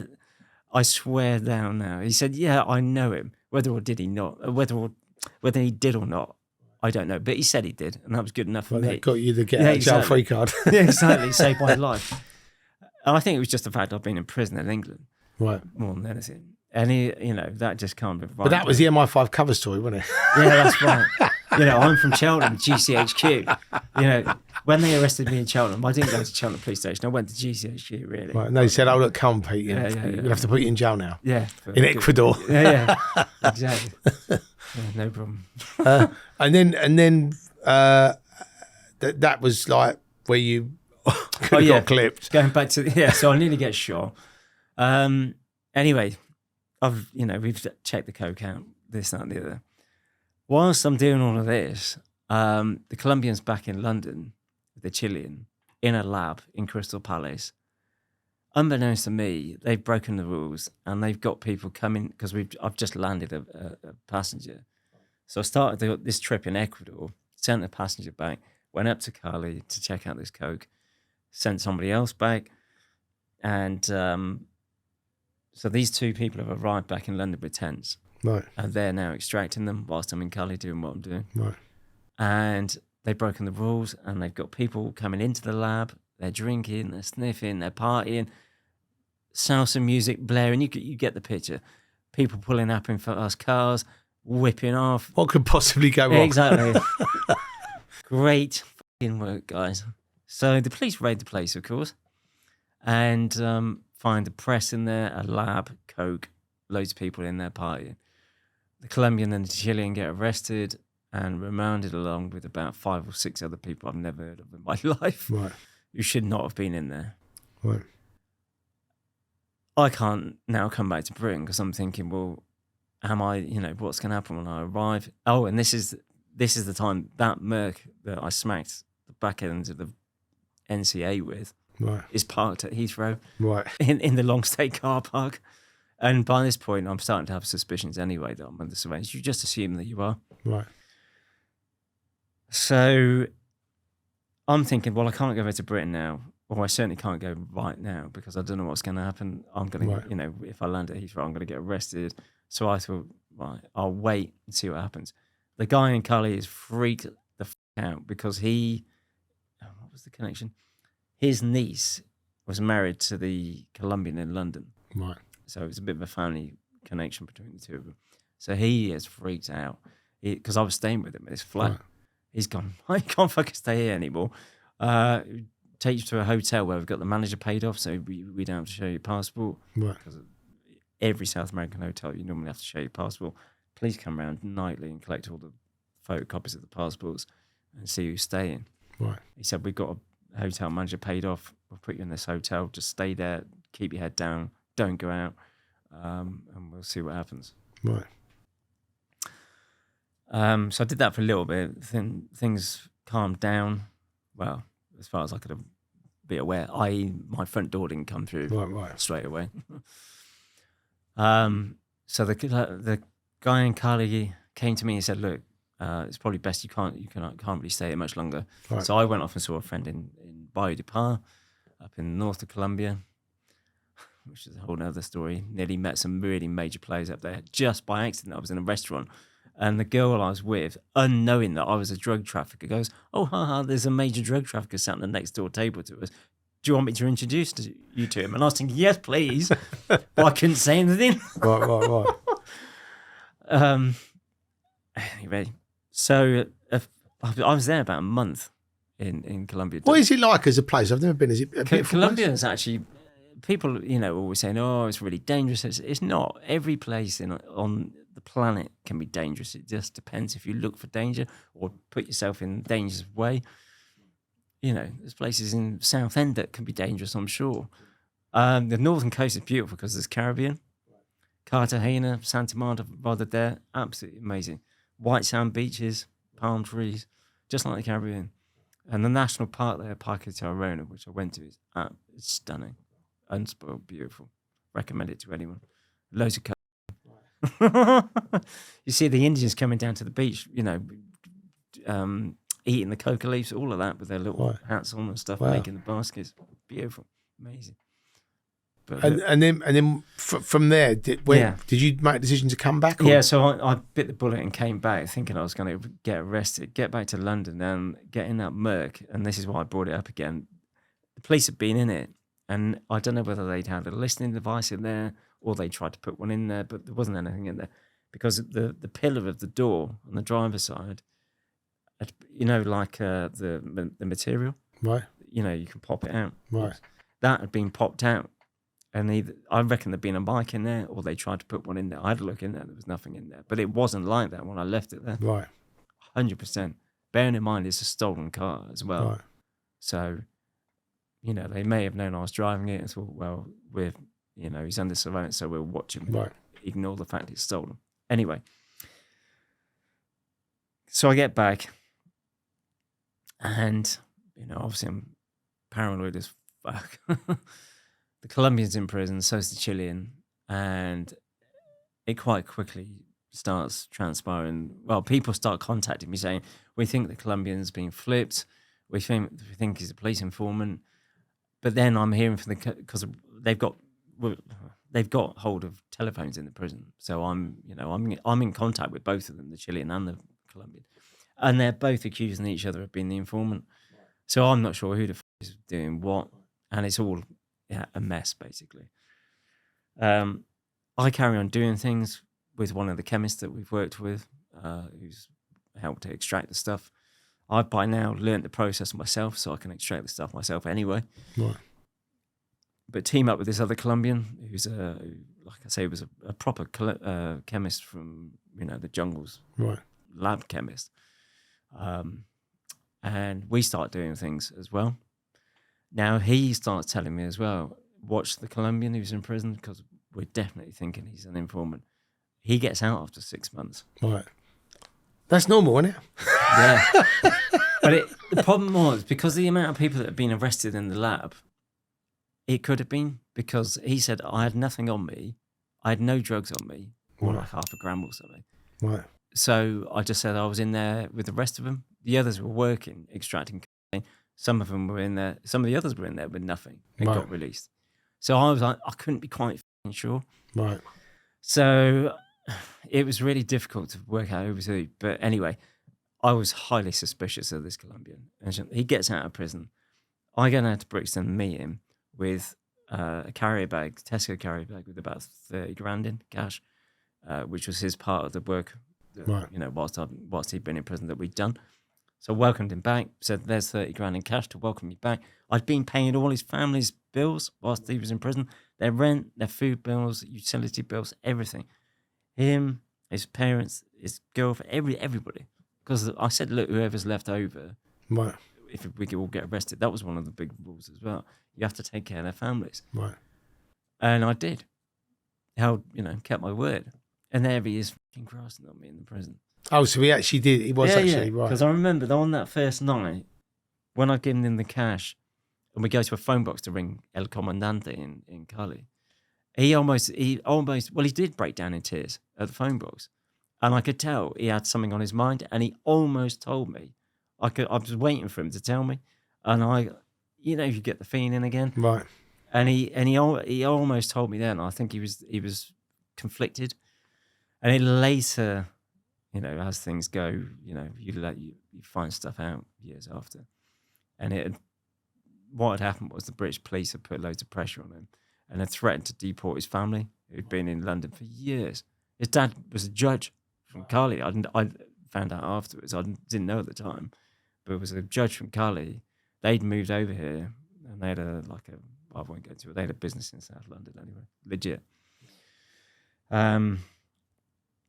So yeah, he nearly breaks down, and from then on, I kept him at arm's length pretty much, but kept on working with him and just feeding him misinformation, waiting for a point at which I was going to basically fuck him over. Right. But I knew I couldn't really cut him loose. He was the main contact for the Cali lot. Right.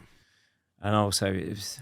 How did they respond though? Because obviously, that's one of the things that's highly frowned upon, isn't it? Yeah, well, they weren't sure either. And they were going, no, we don't believe it. We don't believe he is, blah, blah, blah. And he was playing the part and going, oh, I'm not, and this, So, it was difficult. I mean, me and somebody that I talked about offing him at one point, completely. It was talked about. Anyway, that's a whole nother Do you story. think if you'd have done that, it would have been good for you? Though? No, it would have been worse. I mean, that would have caused all sorts of fucking murders. I mean, literally. Literally. If you start killing people, as the Essex boys will come onto that. Well, do you know what's mad? Like, the reason I asked was because I know since obviously your reign of doing what you were doing, and if you look up to the present day, I mean, we will talk about how it's shifted, like with the gangs and stuff. But when did it actually come on top for you? When you knew he was, or you thought he was grassing you up? I had a tip also from somebody that had someone in very high ranking in the Met. Right. I started doing business with them on a whole, nothing to do with drugs whatsoever. They didn't even know I was a drug dealer. Right. It was a massive fraud thing.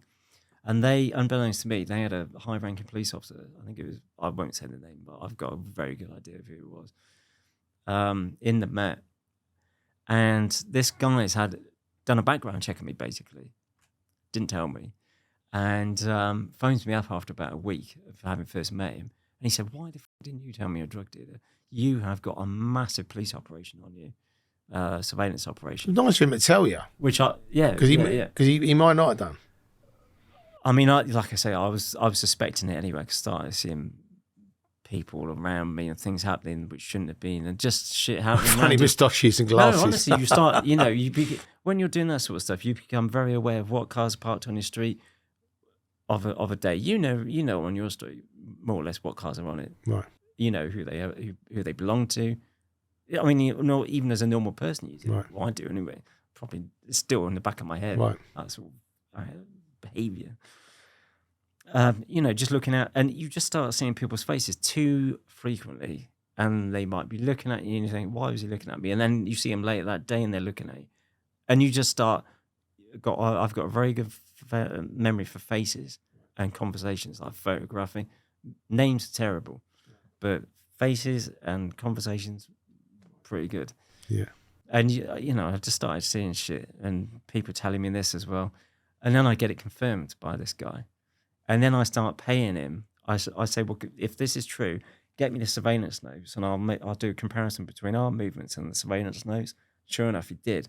Pages and pages of them. And they did correspond with our movements. So I started paying this guy a retainer, like a third-party retainer, fire and theft, to this guy to give us information weekly and any developments as well. So I knew what they knew. So there is corruption in the police. Oh yeah, there was. There is definitely anyway, but they just do it better here. It's better covered. Right.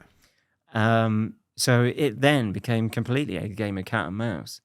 At that point, though, They even I know what you're going to say. They even offered me the chance to walk away. They said we can get the case, all the evidence tainted right here and now, but you have to walk away. If we do it, it's like 100, 150 grand, but you have to walk away now. You can't then carry on. And the way they were going to do it was, they said, we'll find 2 police officers we know who the 2 police investigating officers are in your case, the 2 head officers. We will then find 1 or 2 people in each officer's history that they've convicted who don't know each other. And we will pay them to make allegations of corruption against those officers. Those officers will be suspended whilst that investigation is carried out. Any evidence in any cases that they're working on will then be tainted. But if you then carry on after that point, any fresh evidence will be valid again. So any evidence connected to the 2 lead investigative officers, we can get that tainted, but you have to stop now. And that was one of those moments. Blue pill or red pill moments. Blue pill, red pill. But the problem was it was going by that point. You know what I mean, I was too into it. Right. I suppose I could, in reality, I could have walked away. Right. But I thought, they know, I know they know, they're going to come for me anyway. Right, at some point. On something.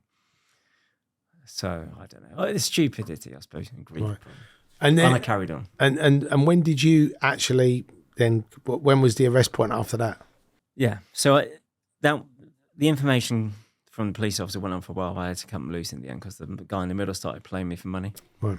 So, it's then open season on me, basically. Right.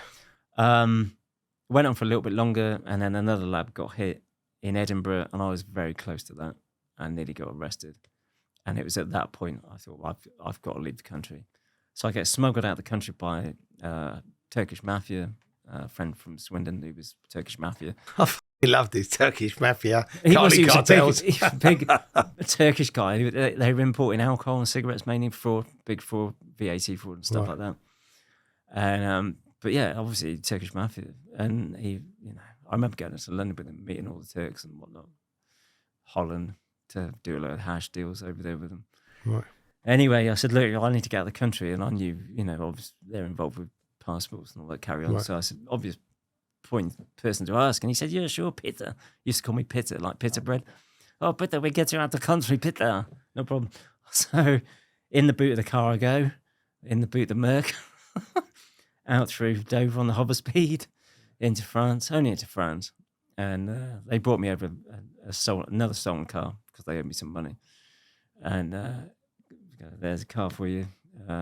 You're in France. I didn't care if it was stolen. It was on fake plates. Right. Again, you're not going to get stopped unless you're an idiot. Right. So I went and hid out at my dad's house over there. I knew I couldn't go back to Britain. I closed down all my bank accounts, emptied them all, dropped all my phones before I left Britain. Just disappeared. Knew I couldn't go back and vanished. Told the Colombian, kept telling him I was on the border of Spain and France. Maintained contact with him because I thought, I'm going to f*** you one last. This is the point at which I'm going to do you one last trip. And it was literally the last trip. I was going to go to Ecuador, send somebody back to Britain with the 10 from the informant, but he wasn't going to get paid. Right. And I was going to disappear to Thailand. Right. Go back via France, get some luggage and off to Thailand. I had friends out there. They said, come out for 6 months. Lay low. We'll see what we can do out of Thailand. If we can do any business out of here. Thai sticks and Thai weed and whatnot. Right. And just lay low, basically. Chill out. And I didn't make it. Right. So I get to Ecuador, come off the plane, and there was a woman at the bottom. I mean, there's a whole lot of other shit that's happened in between. But there's a woman at the bottom of the stairs at the airport with a clipboard, and she had obviously had a photograph on there of me, because she's looking at every person coming down the stairs and she sees my face. Oh, Does a double take. Welcome. Yeah. Welcome, Peter. Hola, ¿cómo estás? You're here again. But yeah, she obviously recognised me, did a double take, and disappeared into the back office somewhere. Get to passport control. She's there waiting with a higher up, and I'd been in and out of Ecuador numerous times by this point, and not once had I been stopped. Got 25,000 euros in my top pocket in high denomination, like 500 euro notes, all that carry on. And they stopped me and they say, "Oh, what are you doing?" And I thought, "Oh, it's definitely on top." And again, enough of those times where I should have just kept that 25 and all the rest of the money I had and just disappeared into Ecuador and vanished. And I thought, well, I've done it before. And I mean, we had been under heavy surveillance in Venezuela and in Ecuador and got around the police before. It wasn't anything new. We'd outsmarted them loads of times. Right. And I thought, well, I've done it before. I can do it again. And, it, you know, they don't know I'm here, or they don't know I'm not the one carrying it out of the country. Right. You know, it's only going to be around me a minute and gone. Anyway, that didn't happen either. Right. So I hadn't seen my girlfriend for months at this point. So I get her to come out to Ecuador because I didn't want to meet in France, because I thought it's you know, the police could arrest me at any moment there. So I thought, get her over to Ecuador, at least I'm in South America. It's way away from home. Right. Spend a couple of weeks with her, send a passenger back from there, and then she can go back. I'll go my merry way to France and Thailand, because I wasn't going to see her again for a while. So I've arrived, I've got hold of the tent, stashed it somewhere, and then she's turned up and waiting for the passenger. She's only in the country 4 hours. We go to dinner. Well, in fact, by that point, she's only in the country an hour or so. We go to dinner, and whilst we're sat at dinner in the hotel restaurant, a European-looking guy comes into the restaurant, sits down on a table 2 tables away from me, starts reading the menu, but it's upside down, and it's the wine menu. And I'm looking at him, and I'm thinking, fuck's sake, really do your job better. And I said to my girlfriend, "Have you seen this?" It's a bit of a joke. I said, "Have you seen this guy over here? He's reading the wine menu upside down. What do you reckon?" And she's like, "That's a bit strange, isn't it?" I said, "Yeah, fucking right it is." Finish our food, go to the lobby of the hotel, to the reception, and I've become quite friendly with one of the receptionists in the time I've been coming and going. And I've left like an Ecuadorian telephone with her there for safeguarding, blah, blah, blah. So I said, "Oh, have you got the key to the room?" She said, "Yeah." And she looked me dead in the eye, and she said, "Have you been to the Galapagos Islands this time?" And I was like, "No." And I'd never been to the Galapagos Islands. And she said, and she knew that. And she said, "Well, you really should go now then." And I thought, what's she trying to tell me? And obviously, she's trying to tip me off the police were in the hotel. And, you know, it's ringing alarm bells in the back of my head, and my girlfriend's on my arm, pulling my arm, going, "Hurry up," and blah, blah, you know, distracted. I couldn't have done anything anyway, because they had the whole hotel was just inundated with police. So we go up to the top floor and to the, you know, down the corridor to the room, and as I get the key out, slot it in the door, the all hell breaks loose basically, and there's fucking people running down the corridor with balaclavas on and handguns and machine guns out, screaming, you know, "Manos arriba, hands up, don't move." I'm thinking, well, I'm either about to get robbed and shot. This isn't how my date's supposed to end. Yeah, This wasn't in the script. Anyway, they've got hold of us and they've took us in the room, and they've obviously been in the room whilst we were at dinner, because they knew where the tent was. Right. And they've gone straight to the closet, the wardrobe or whatever it is, and pulled it out. And one of the officers spoke a bit of English, and I said, "Look," I said, "I know you're corrupt. This is, you know, we're in Ecuador. You're the Ecuadorian police. I know for a fact you're corrupt." I said, "I'll give you 25 grand now. You can keep the tent, do what you want with it. Get me a phone and I'll get everybody paid off, everyone." And he was like, "No, what do you think we are? We're the Ecuadorian police. We're not corrupt." I said, "Don't fucking make me laugh." Right. He said, "Oh, look, we can't do anything. The British police here overseeing it." The Colombian, who I'd given a load of money to, Right. and this was later in the documents, the court documents, he gets lost in traffic. He didn't. He got stopped, and the police took the money off him and said, "Oh, we've lost him in traffic."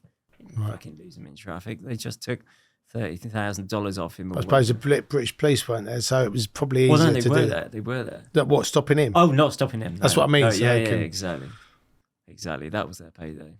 And then I take it what did they nick you for? Was it for export? Yeah, cocaine? well, yeah. I mean, there they weighed the whole tent, and luckily it wasn't that big, fucking 40-kilo tent. This one it was just under 10 kilos, but they weighed the whole thing. So they said it was like 8 kilos. It wasn't. It was less than that.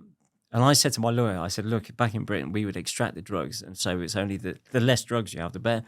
And she was like, it doesn't really make any difference here. You're going to get either 8. It's a weird way of sentencing. There's nothing in between. They gave you either 8, 12, or 8, 12, 16, or 25 years. Right. And she said you'll get 8. And again, I'm cutting the story short, but she said you'll get 8. It later transpired the British police had asked for the maximum of 25 years, and I wasn't going to get 8. They wanted 25. And when I saw that was what they were giving people like murderers. You can't get any more than 25 years. If you killed 1 or 80 people, which some people You get have, 25. you still get 25 years. That's it. Bang. You're in for murder. It doesn't matter how many people you killed. Do you get 25. do you get any remission time there or No, not? at this point, there was no remission. I'll tell you what, when I saw that paperwork, I went pale and nearly passed out. I remember. I worked it out. I'd have done 23 out of 25. Wow. And yeah, it was a bit of a shock. And the British police, for that shadow of a doubt, hoped or thought I'd end up dead there. That was definitely their maybe not their intention, but their thought pattern. So anyway, the lawyer was like, look, the judges here are corrupt, the police are corrupt. It's just you got nicked when the British were here. Now they're not. We can see what we can do with the judge. We can pay him off. So I said, okay, fair enough. I'm not doing 25. That's fucking sure. What's it going to cost? So, checkbook opens and they just start milking you for money, basically. Got my girlfriend out after 5 to 6 months. So she actually got put in jail as well. Oh, yeah, they arrested her as well. Yeah. As if she'd have got 25. She was in the country. She'd have loved you, wouldn't she? Yeah. She didn't anyway, and she still doesn't. So she'd been in the country only 4 hours. First time in South America she gets arrested for international drug trafficking. It's fucking great. Cheers, Pete. Fucking dickhead. when dates go wrong. Yeah, exactly. Oh, seriously, fucking wrong. Seriously, just like, what the fuck have you got me into? And the worst thing as well was the British police stitched her up when she got back here. I was like, having got her out of prison there, paid about 25 grand to get her out and put my hands up to it. That was, part of the deal. I said, do you not go back to Britain because they will arrest you, because the case here was for like 80 kilos, fucking £4 million, this, that, and the other. They even tried to throw in terrorism, connections to terrorism. Right. Won't go into that. But so I said, look, it's really heavy in Britain. Do not, the case there, do not go back to Britain because they will fuck with you. And she said, why would they? I'm innocent. I haven't done anything. I said, I know you haven't done anything, but they're going, because you're my girlfriend, just that simple fact, they will arrest you and they will stick you for the minimum on remand until a trial. At the worst, you're going to get weighed off. Sure enough, she gets back and I get sentenced. Obviously the case here drags on like it always does. She end up getting 12. I spend about $130,000. Wow. No, pounds. So it was more than that in dollars on judges and bribes and all the rest of it. And get it down to 12. I had to say to the judge in Ecuador, please don't give me less than 10 years. Even though I'm paying you, don't give me less than 10 years, because the British police have said, if you get less than 10 years sentence or serve less than 6 years actually in prison, we will extradite you at the end of that and re-sentence you in Britain to a minimum starting point of 25 up on a guilty. So I was like, well, fuck that. God, what was I saying? Yeah, so I get sentenced to 12, which really pissed them off anyway. They were not happy about it.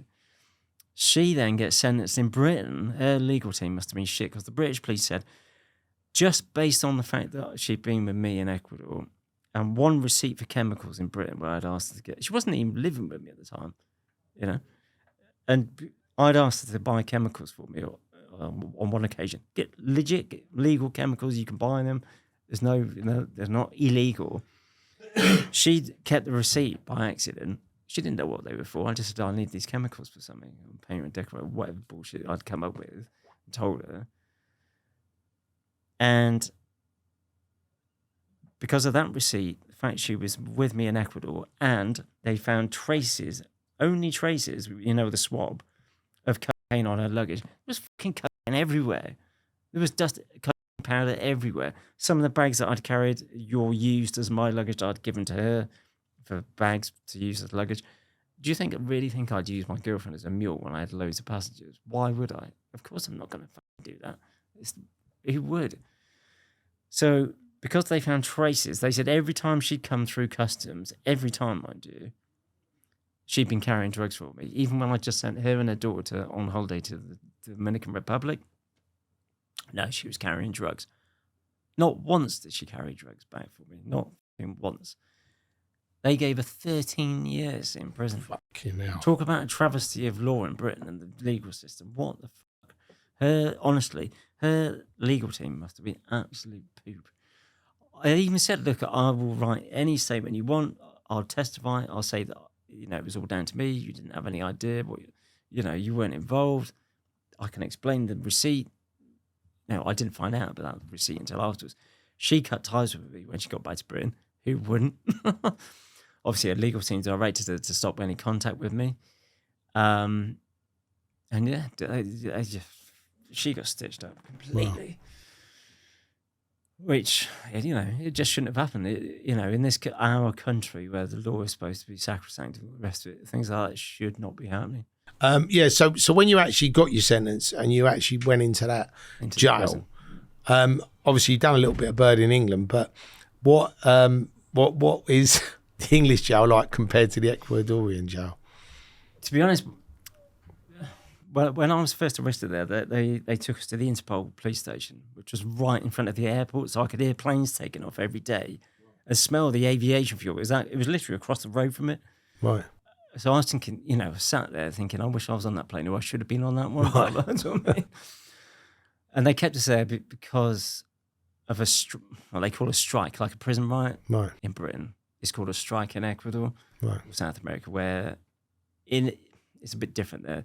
Because you buy your own cell there and you pay for all the stuff yourself, you don't want to smash it up like you do in a prison in England because it's all provided for you. So you're raging against the system. There, what they do is they lock the gates of the wing, then lock the main gates, and they won't let the guards in, and they just go mental inside. They don't smash the cells up generally. Right. Because obviously you paid for it all yourself. So if you do that, you're going to have to buy it all again. Right. Anyway, there was a strike, so there was no onward movement of prisoners in the system. So there was like a backlog of prisoners in the police station, so we call it holding cell. So we ended up spending 5 weeks in the Interpol police station. Didn't see daylight once, apart from half an hour.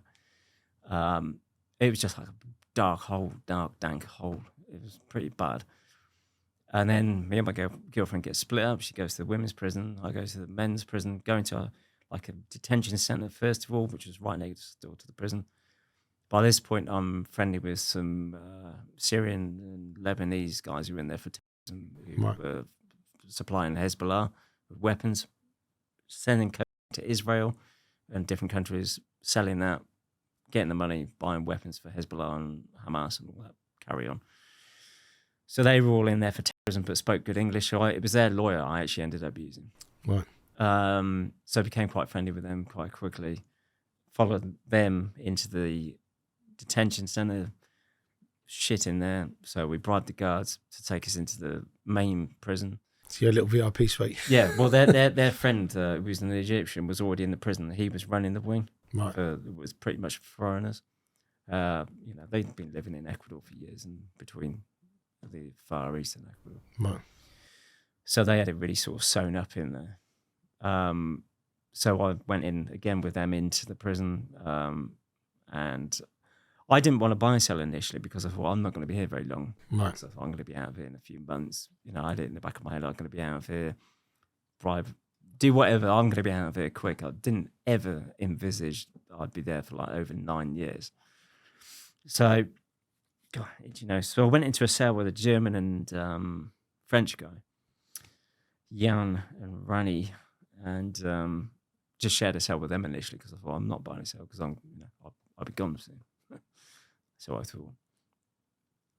And yeah, that first day going in there, I'll talk about the first day going into the C wing, which was mainly for foreigners, because we went into a little holding cell first of all until we were sort of allocated a wing. So we go into C wing. This is in Garcia Moreno prison. And do you know what? It was just like being back in Gloucester because it was a Victorian prison. Right. With a centre, with all the wings coming off like spokes of a wheel. Exactly like being back in Gloucester, but the other day I called it Gloucester del Sol. And it was honestly, it was like being in Gloucester prison, but in the sun, the Ecuadorian sun, equatorial sun. It was like, prison by the beach. And I suppose because you were with those guys and that Egyptian, that probably meant that you was probably in. I mean, if you hadn't have had them, you could have probably ended up not coming out alive. No, I don't think so. I mean, that counted for something, but I mean, I just went in there. People had already tried it on in the holding cell in Interpol. I had a fight the second day. Right. The guy who just tried it on and thought it'd be clever. I had him up against the wall and he knocked his teeth out. Right. And at that point, people started thinking, this guy's not like a normal mule. He's not a mule. Right. And I made it very clear from the offset, I'm not a mule. Just don't confuse me with a drug mule because I will stand my ground and have a fight with you and pull a knife. And because you look like a lover, not a fighter, Peter. That's why I asked. Yeah. One of my other nicknames at school was Psycho Pete. Oh, Psycho Pete. Right, I love that. Yeah, I had a bit of anger in me from a younger age. Right. Did you ever do any like jiu-jitsu or martial arts or boxing, or you just not really. liked having a tear up? Didn't like it, but I will. Right. Okay. If you get backed into the corner, you can fight on it. You have to learn. And I suppose that early on, because you stamped your authority, you were with them, then you probably had a slightly easier path. Again, within days, I think it might have been the second, third day on that wing. I didn't even know at the time, but he was a Colombian sicario, hitman. Right. And he was like a dangerous guy. Tiger, his nickname was Tigre. Wow. And he was cutting people's hair. And I've gone over and I said, I can't remember exactly how it happened. Right. But my hair was not this, it's probably a bit longer, but I wanted a haircut. And he buzzed the side of my hair with a pair of clippers and cut a bit off, and that pissed me off. And I had a row with him. Didn't realise he was a sicario and had killed numerous people and police officers. And everybody was like, you're fucking dead now, honestly, he's going to kill you. And I said, I don't give a fuck who he is, to what I mean. Missed my fucking hair up. Yeah, exactly, you've got to stand your ground. And they were like, you're fucking crazy. And straight off the bat, it was like, you're Loco Pete. Right. And that name stuck. And do you know what? We're going to have to do a long list of all these names. Loco Pete, Psycho Loco Pete. Loco Peter, that was one. And they were just like, this guy's not fucking normal. And not long after that, bought a cell and then realised that the gangs in there weren't that strong. So I actually formed our own gang. I thought, well, everybody else has got a gang. Why can't we have a gang? Euro banda. Right. The word for gang in Spanish is banda or band. Right. So Euro banda became the European gang. Right. Got a handgun. Literally, I've seen I'll show you some pictures afterwards. But machine guns, handguns, a kilo of C4 with debts. I mean, it's like there were more. The inmates had more handguns in there than the prison guards weren't allowed handguns. So normally what happened was the prison guards were in the inside of the prison. The police ran the perimeter. Did nobody ever try and break out? Oh yeah. There were frequent escapes, and which is what I tried to do later on. Which is why I got transferred out of Quito after 2 years. So having formed up a gang, ended up taking over the wing for selling all the drugs on the wing, alcohol, making money. Bought 5 or 6 cells, rented them out. Because on a visit there, your visit there didn't go into the visit room. They came into the wing. There were shops on the wing. It was like a contained town, right, behind prison walls. So we had a bakery on the wing, a little shop selling stuff. There was a hardware shop on the other wing. You could. I had my cell refurbished, replastered, rewired, retiled. Wow, love that. I think brand new shower in there. You could have satellite TV. So I had TV in there, DVD, laptop, phone, aircon if you wanted it. Keto was a bit cold, so you didn't really need it. Cooker, food brought in whenever you wanted. When you decided like you was going to escape, where would you have escaped to if you'd have got away? I was going to go through the Brazilian jungle, through the Amazon into Brazil, because there's no extradition from there. Right. That was the plan. Formed up with some Colombians on D wing, which was mainly the Colombian. So C wing was mainly for foreigners, D wing was mainly Colombian, and B wing was mainly Ecuadorian. So I formed a little alliance with some Colombians on D wing, who were friends with an American guy over there, who introduced me to them. They were ex-FARC, or were FARC, but in prison. Right. So we started formulating ideas to escape. It's just what you do in prison. What a lot of people do. You just start thinking of ways to escape. If you don't want to be in prison, what do you think? You want to be out of prison. So how are you going out? You're going to escape. Right. It's a bit of a pastime, a bit of a hobby. So came up with all sorts of ideas. Helicopter lift off the roof. We were going to get our mates from FARC to come down with an RPG. That was another one. RPG, blow the exercise yard, the wall of the exercise yard, because it was only one concrete brick thick. The external wall. It was only one wall, one concrete block thick. Blow the wall, have supporting fire, lay down cover fire to the gun turrets, and have a mass escape. Fuga massiva. And that came up in conversation when they transferred me. They said, "Oh yeah, you were planning a fuga massiva." I was like, "No, I wasn't." They said, "Yeah, you were." And the one that I settled on was a tunnel, because loads of people had escaped out of Quito using tunnels. And it was a running joke that if you dig a hole here underneath the prison, it's like a rabbit one, you're going to hit at least 2 or 3 other tunnels on your way through. Right. And it was true. I mean, you think it had been there since 1856 or something like that. Wow. And loads of people have gone out through tunnels. So we bought the penultimate cell on B wing, because again, it was right near that external wall. Right.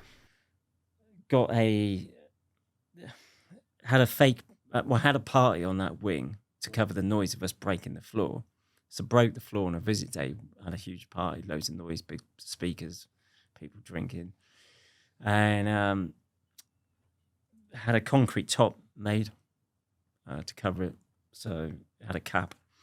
Started digging a tunnel, paid people to dig the tunnel, dug underneath, and just followed the line of the exercise yard towards the external wall.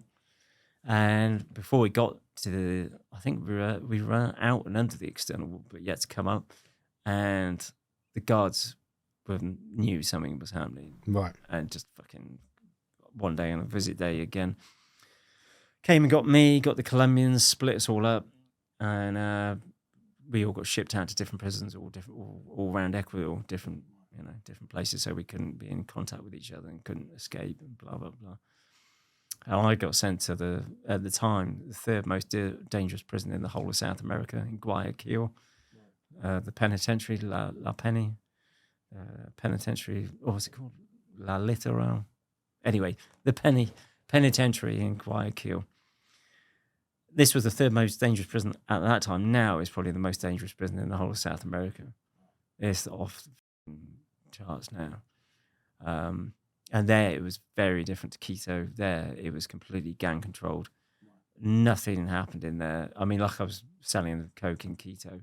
Nothing happened in Guayaquil unless you had the permission of the gang and you were working for them, with them. There were no, even in Quito, there were no cabinas like telephone boxes, so you had to have a mobile phone. So any way of making money in Guayaquil, they had it locked. Right. So you had to go to them to make a phone call. So they had all the mobile phones. You weren't allowed a phone. So they controlled all of that. They put 10 cents on every bottle of Coca-Cola or fizzy drink coming into the prison. Right. And there were 8,000 prisoners in this prison on 26 wings. Long corridor running down the middle like this with the wings going off like that, facing each other. That corridor was 1 kilometre long. Wow. The police would ride up and down it on motorbikes with machine guns. I mean, it just sounds like a fucking movie. Do you know what I mean? It's just bad. something else there, I tell you. They had the director of the prison paid off. All the guards were on the payroll. And if anybody went against them, they killed them. In the time I was there, they killed at least 3 directors of the prison, like the governors.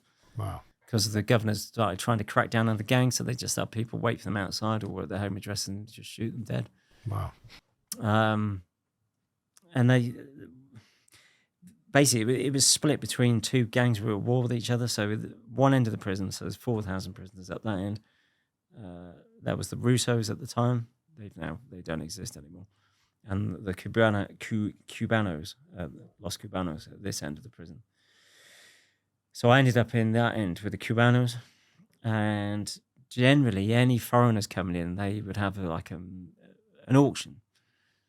So the prison officers would come to the bosses on each wing. So the head of the gang, there were 3 brothers. So that's the head of the gang. So it's a triangle.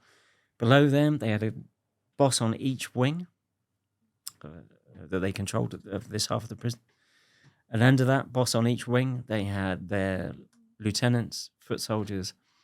On each wing, there was a boss of each drug. So there was a boss of the coke, boss of the like the crack, but it wasn't no heroin because they knew it was problems.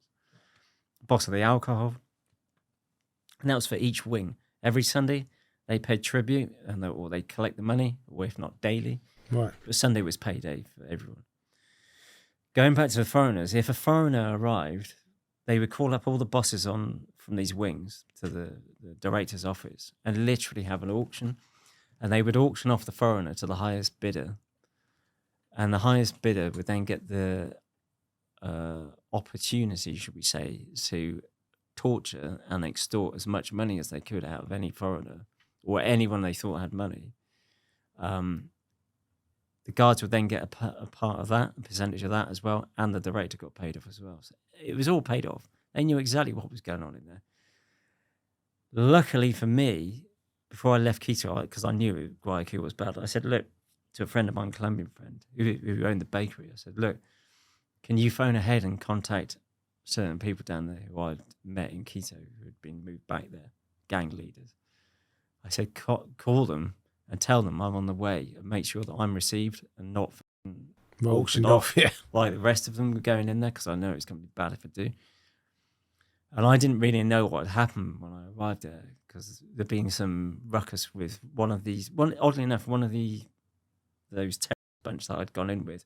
One of them I didn't get on with. Anyway, Mahit. One of them anyway. And he, when the Egyptian left, he'd become the boss of the wing in Quito.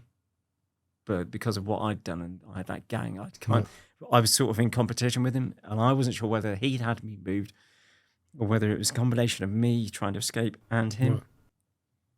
So I didn't know whether I was going to get extorted to hell in Guayaquil, because he had a lot of friends there as well. Right. Or it was going to have all been smoothed over. First day I'm there, about 50 inmates come to the gate of the prison, the main gate. I'm in like the holding cell of the director's office.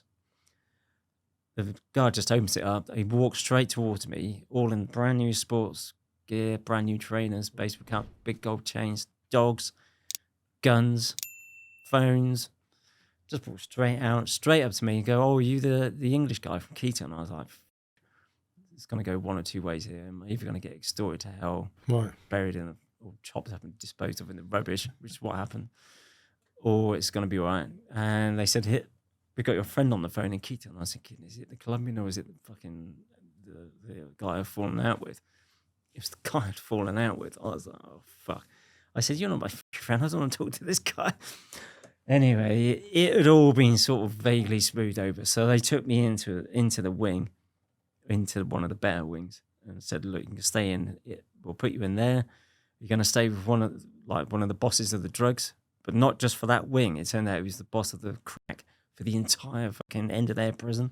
He had a rucksack in the cell, like about as big as that one over there, stuffed full of wraps of which is similar to crack, but it's a byproduct of the coke. process. Right. Anyway, stinks to high heaven. So he's in there. I get put in the cell with him. He's got a handgun in the cell straight away. And I'm like, fuck. If anything goes down, it's me that's going to get blamed for that bag. Right.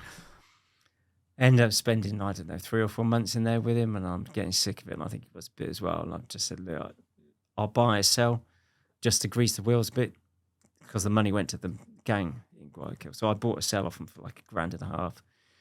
And also to have my own space. So I said, I'll buy a cell, want to live on my own. Had an air conditioning unit there, happy days. But yeah, it all started getting pretty. I mean, it was scare him in there from day one. But then when you got towards the end, were you literally just like fucking counting the days to? I didn't even know when I was getting out. I had no end date. It didn't matter that even though I'd been sentenced to 12. Right, I ended up doing 6, and they brought in this new system of remission, right? Where if you do the X, Y, and Z course, like in Britain, you get days knocked off and all that. But of course, these courses didn't exist, right? And it only came in at the point at which I reached the halfway mark. Right. At this point, my mum had died, my auntie died around that time, my cousin died. I ended up contracting TB. Well, I was injected with it actually by the health ministry, where they were experimenting on the inmates. So I went from just over 80 kilos to 49 kilos within 3 months. Just insane weight loss. If you want to lose weight quickly, contract TB. Trust me, it works. Yeah, forget the Monjaro. yeah, exactly. Just get a bit of the old TB. So I was in pretty bad way anyway. And at the 6-year point, this system of remission came in, and I applied for it, and paid some people off. It came back from Quito, and they said, we're not giving you any remission. You have to do just over 11 years out of the 12. So basically, your whole sentence. Because A, we know you bribed the judges. The British police now know this. They're fucking pissed. So we're going to make you do your whole sentence. And then you're probably still going to get extradited at the end back to Britain. Wow.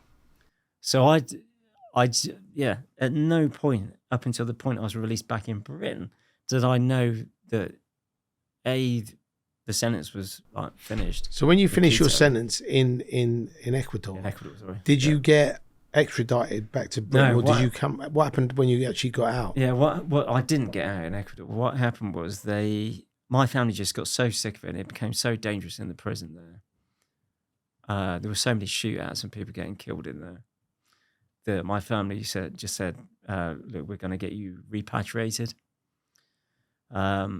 And there was a fine, as well as the 12-year sentence, there was a fine of about $8,000 as well. And to get repatriated, you had to pay that first. And I was like paying that to get repatriated back to Britain, to then face what I thought was going to be 25 years in maximum security in Britain. I was like, no fucking way. I'll take my chances here, hopefully survive. And if I get out here, I am not coming back to Britain. Right. And every year I'll be out next year. I'll I'll either escape, I'll pay it off, blah, blah, blah. And, having been transferred from Quito to Guayaquil, and my lawyer being in Quito, trying to pay people off just became so difficult. Right. They really tucked me up. And again, Guayaquil was so, so, so dangerous. I genuinely believe the British police thought I'd end up dead. Wow. And when you you didn't get released from Ecuador, then you got repatriated? So I did 9 years and 3 months, and I mean the repatriation process took two and a half years maybe to go through. Right. Paperwork going back and forth between the Ecuadorian system and the British system, and this and that and tan and tan. And finally, obviously, they didn't tell me when I was getting moved today because of my trying to escape. So I knew it was getting close. And my family said, "Hey, all the paperwork's been done, the fine's been paid, and, but they're not going to tell us the date because you tried to escape and all the rest of it." And then suddenly one day they just came to the wing and said, "Oh, right, you're going." No, they didn't. They said, "You've got to come out to the director's office." And I thought, I reckon this is the day, but I wasn't sure. So I just went to the director's office, literally dressed like, in shorts and a t-shirt, right, flip-flops. And they said, "Oh, you're going back to Britain now." Well, like, shortly today. Right. And I was like, "Fuck, really?" And they're like, "Yeah." So I get transported to the airport, and that was a carry on. Honestly, they had 4 Interpol officers in the car with me, all armed. A Jeep in front and a Jeep behind with a specialist unit, like military, with M14s. Is it M14? You know, the American assault rifles, all heavily tooled up. And I said, God, this is a bit over the top, isn't it? Just to see me off at the airport. And they were laughing. They said, oh, they turned to me and they said, oh, don't you like being here? And I said, not really. And they said, oh, we won't be coming back. Anyway, something like that. And they said, oh, yeah, because we know you're trying to escape. And it was at that point I knew that was actually the reason that I'd been transferred to Guayaquil. And they were laughing about it. And they were going, yeah, that's why we've got the security up there. Hoo-ha, because we think we're going to try and escape. And I actually thought about, because again, I knew the flight wasn't direct. I had actually thought about drugging the escort, Right. and getting off the plane in Madrid, disappearing. I didn't bother. But then when you got back to the UK, what happened then? Yeah, so I get back to the UK with the prison officers from Britain who'd flown out to escort me back. And we get to Heathrow again and get to the border force.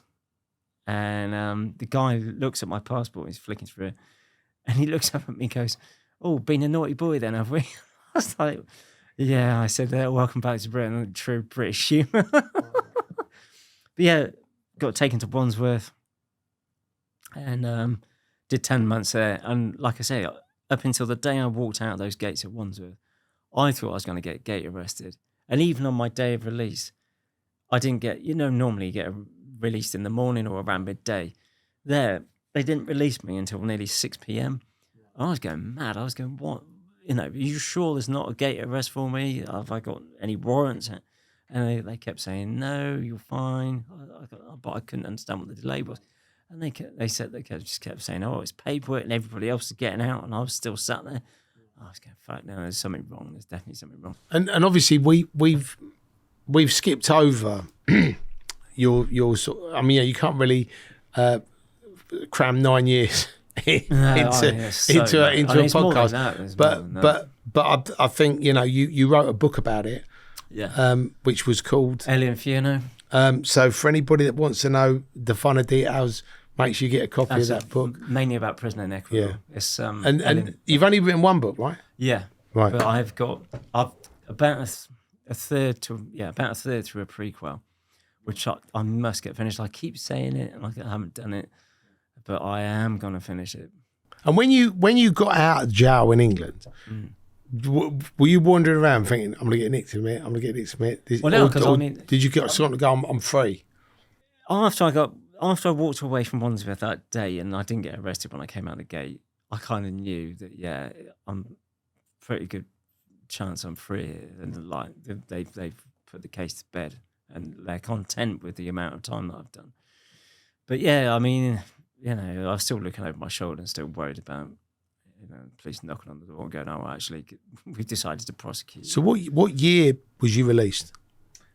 2015. Right, okay. So I did 10 years and 10 days. Because what was interesting is I recently saw an article in 2020 which basically was talking about how Ecuador had become like the cocaine exportation capital of the world, and the Albanians had basically moved in. Yeah. I actually, it made me laugh because it was sort of like, they ask you to do something. If you don't do it, they kill you. And I just thought that's actually quite fucking assertive. Do you know what I mean? I'll tell you why they've done that. And I actually shared a cell with one of the main Albanian drug traffickers. He's dead now, but what was his name? It's not Dritan Reksepi. It's not him, but he got arrested and he was in the prison at the same time as me. Right. The guys that I was with, I've forgotten the guy's name. Is something Albanian. Right. But he was connected to that guy. There was 3 of them. I was in a cell with 3 Albanians. That was the cell I walked out of and got repatriated from. Right. So there were 3 Albanians in there, a Colombian and me. I remember phoning someone in Britain and I'm telling them who I was sharing the cell with, and they went, well, that's going to end up well. Then that's all the component parts of a international drug trafficking ring right there. And they weren't far wrong. I mean, that is basically. But the Albanians... I mean, would you say they've taken over the world's drug trade because they feel not like... the world's, no, but definitely the trafficking into Europe. They're coming out of Ecuador. 70% of the world's comes out of Ecuador. So going from when I was out there, it was like, there was a fair amount of movement, but nothing like that. Now you've got the Mexican cartels in there. You got all the Albanians, you got the Chinese, you got the Russians. Every mafia on the planet has got someone there. And I'll tell you why they send their own people there. And I learned this when I was there, is that basically involving the South Americans just becomes messy. And to have it done right, you need your own people on the ground. So all the main mafias, the Russians were doing it when I was there, all of them. The Italians, all of them. And the Albanians very quickly clicked onto this. So they send their own people out there. They start their own businesses there, exporting to their own companies back in Europe. So they've got the control of the whole supply route. All they use the South Americans for is to buy the company. The South Americans are great at growing it, producing it, doing all the chemical shit on it. Right. And then they take over. And they control the entire route back to Europe. And without a shadow of a doubt, the Albanians are now, Dritan Reczepi just 2 years ago got rearrested in Turkey. And the guy that they appointed after him, another Dritan Jika, that's it. He just recently got arrested, back in June. Right. That was for, again, being like the head Albanian based there in Ecuador. He got arrested in the UAE. Reczepi got arrested in Turkey. And they're both again in prison there. Right. But I mean, their influence on the market is ongoing, definitely. And I can tell you now that the price of cocaine is at a rock bottom in Europe. Right. Was that driven by them, or was that just driven because... It's driven because of market saturation. They brought so much into Europe now and into Britain. It's just stockpiled in Spain and Holland. Sounds like there's a fucking... You remember them massive rug sales? There's huge rug sales going on. I mean, it literally, the market is saturated. I've never seen the price so low. In Spain, it's as low as 14,000 euros a kilo. Wow. And it's never been that low. Wow. So the money's fell out of it. Yeah. I mean, that's what happens. You saturate a market, the price drops, the quality goes up. Right. And it's exactly what's happened in the cocaine market at the moment. Well, I've got to say, Peter, you've probably been one of our most interesting guests, because obviously you've been there, seen it, done it. Yeah. And obviously the connections you've had, the connections you've made. I mean, it's so interesting, and the fact that you're still up to date with it now is great. And it's good for everybody listening or watching this podcast to know, don't f*** with the Albanians. And also don't f*** with the Choneros, because that was the third. Who's that? Choneros. The Choneros? They're the main gang in Ecuador. When I was in prison, they I forgot to mention all that. They came in, they were just up and coming then. Right. But they were starting to have a major influence on the drug trafficking scene. Wow. Carrying out contract killings. They were a better class of criminal, shall I say, than the Cubanos. I got on really well with them. I was on the same wing as their boss, Jorge Luis Zambrano, a.k.a. Rasquina. I'm still friends with his brother now. His brother isn't involved in the gangster, but they all got remanded anyway. There was a massive gunfight on the wing that I was on. I nearly got shot in it. It's been talked about before, between them and the Cubanos. Jorge, or Hot Ellie as we used to call him, jail, got released and got killed, shot in a cafe by a Colombian hitman. I got sent the security camera footage of it happening. That triggered then fragmentation of the Choneros, as well as the Mexican cartels. The Sinaloa cartel are in there, New Generation Jalisco cartel are in there, vying for control of the shipping routes out of Guayaquil. The port, control of the ports, really. Guayaquil, Manta, Manabí, these are all big port cities in Ecuador. Guayaquil being the main one. Yeah, so don't fuck with them and don't fuck with the Albanians. Yeah. Look them up. Fito just got rearrested. He was their boss. He's just got extradited to the States. Well, Peter, I just want to say thank you so much for coming on. Thanks, Terry. Thanks for sharing your stories, and Thanks for inviting me. It's been a lot of fun. Thanks so much for tuning into the Criminal Connection podcast. My name's Terry Stone, and I want to say a big thank you to our guest, Pieter Tritton. Lots of you are watching, but you're not subscribing. It costs you absolutely zero. So please subscribe, and it helps us get legendary guests like Pieter on the show. And make sure you tune in next week because we've got another amazing guest, and we will see you on the other side.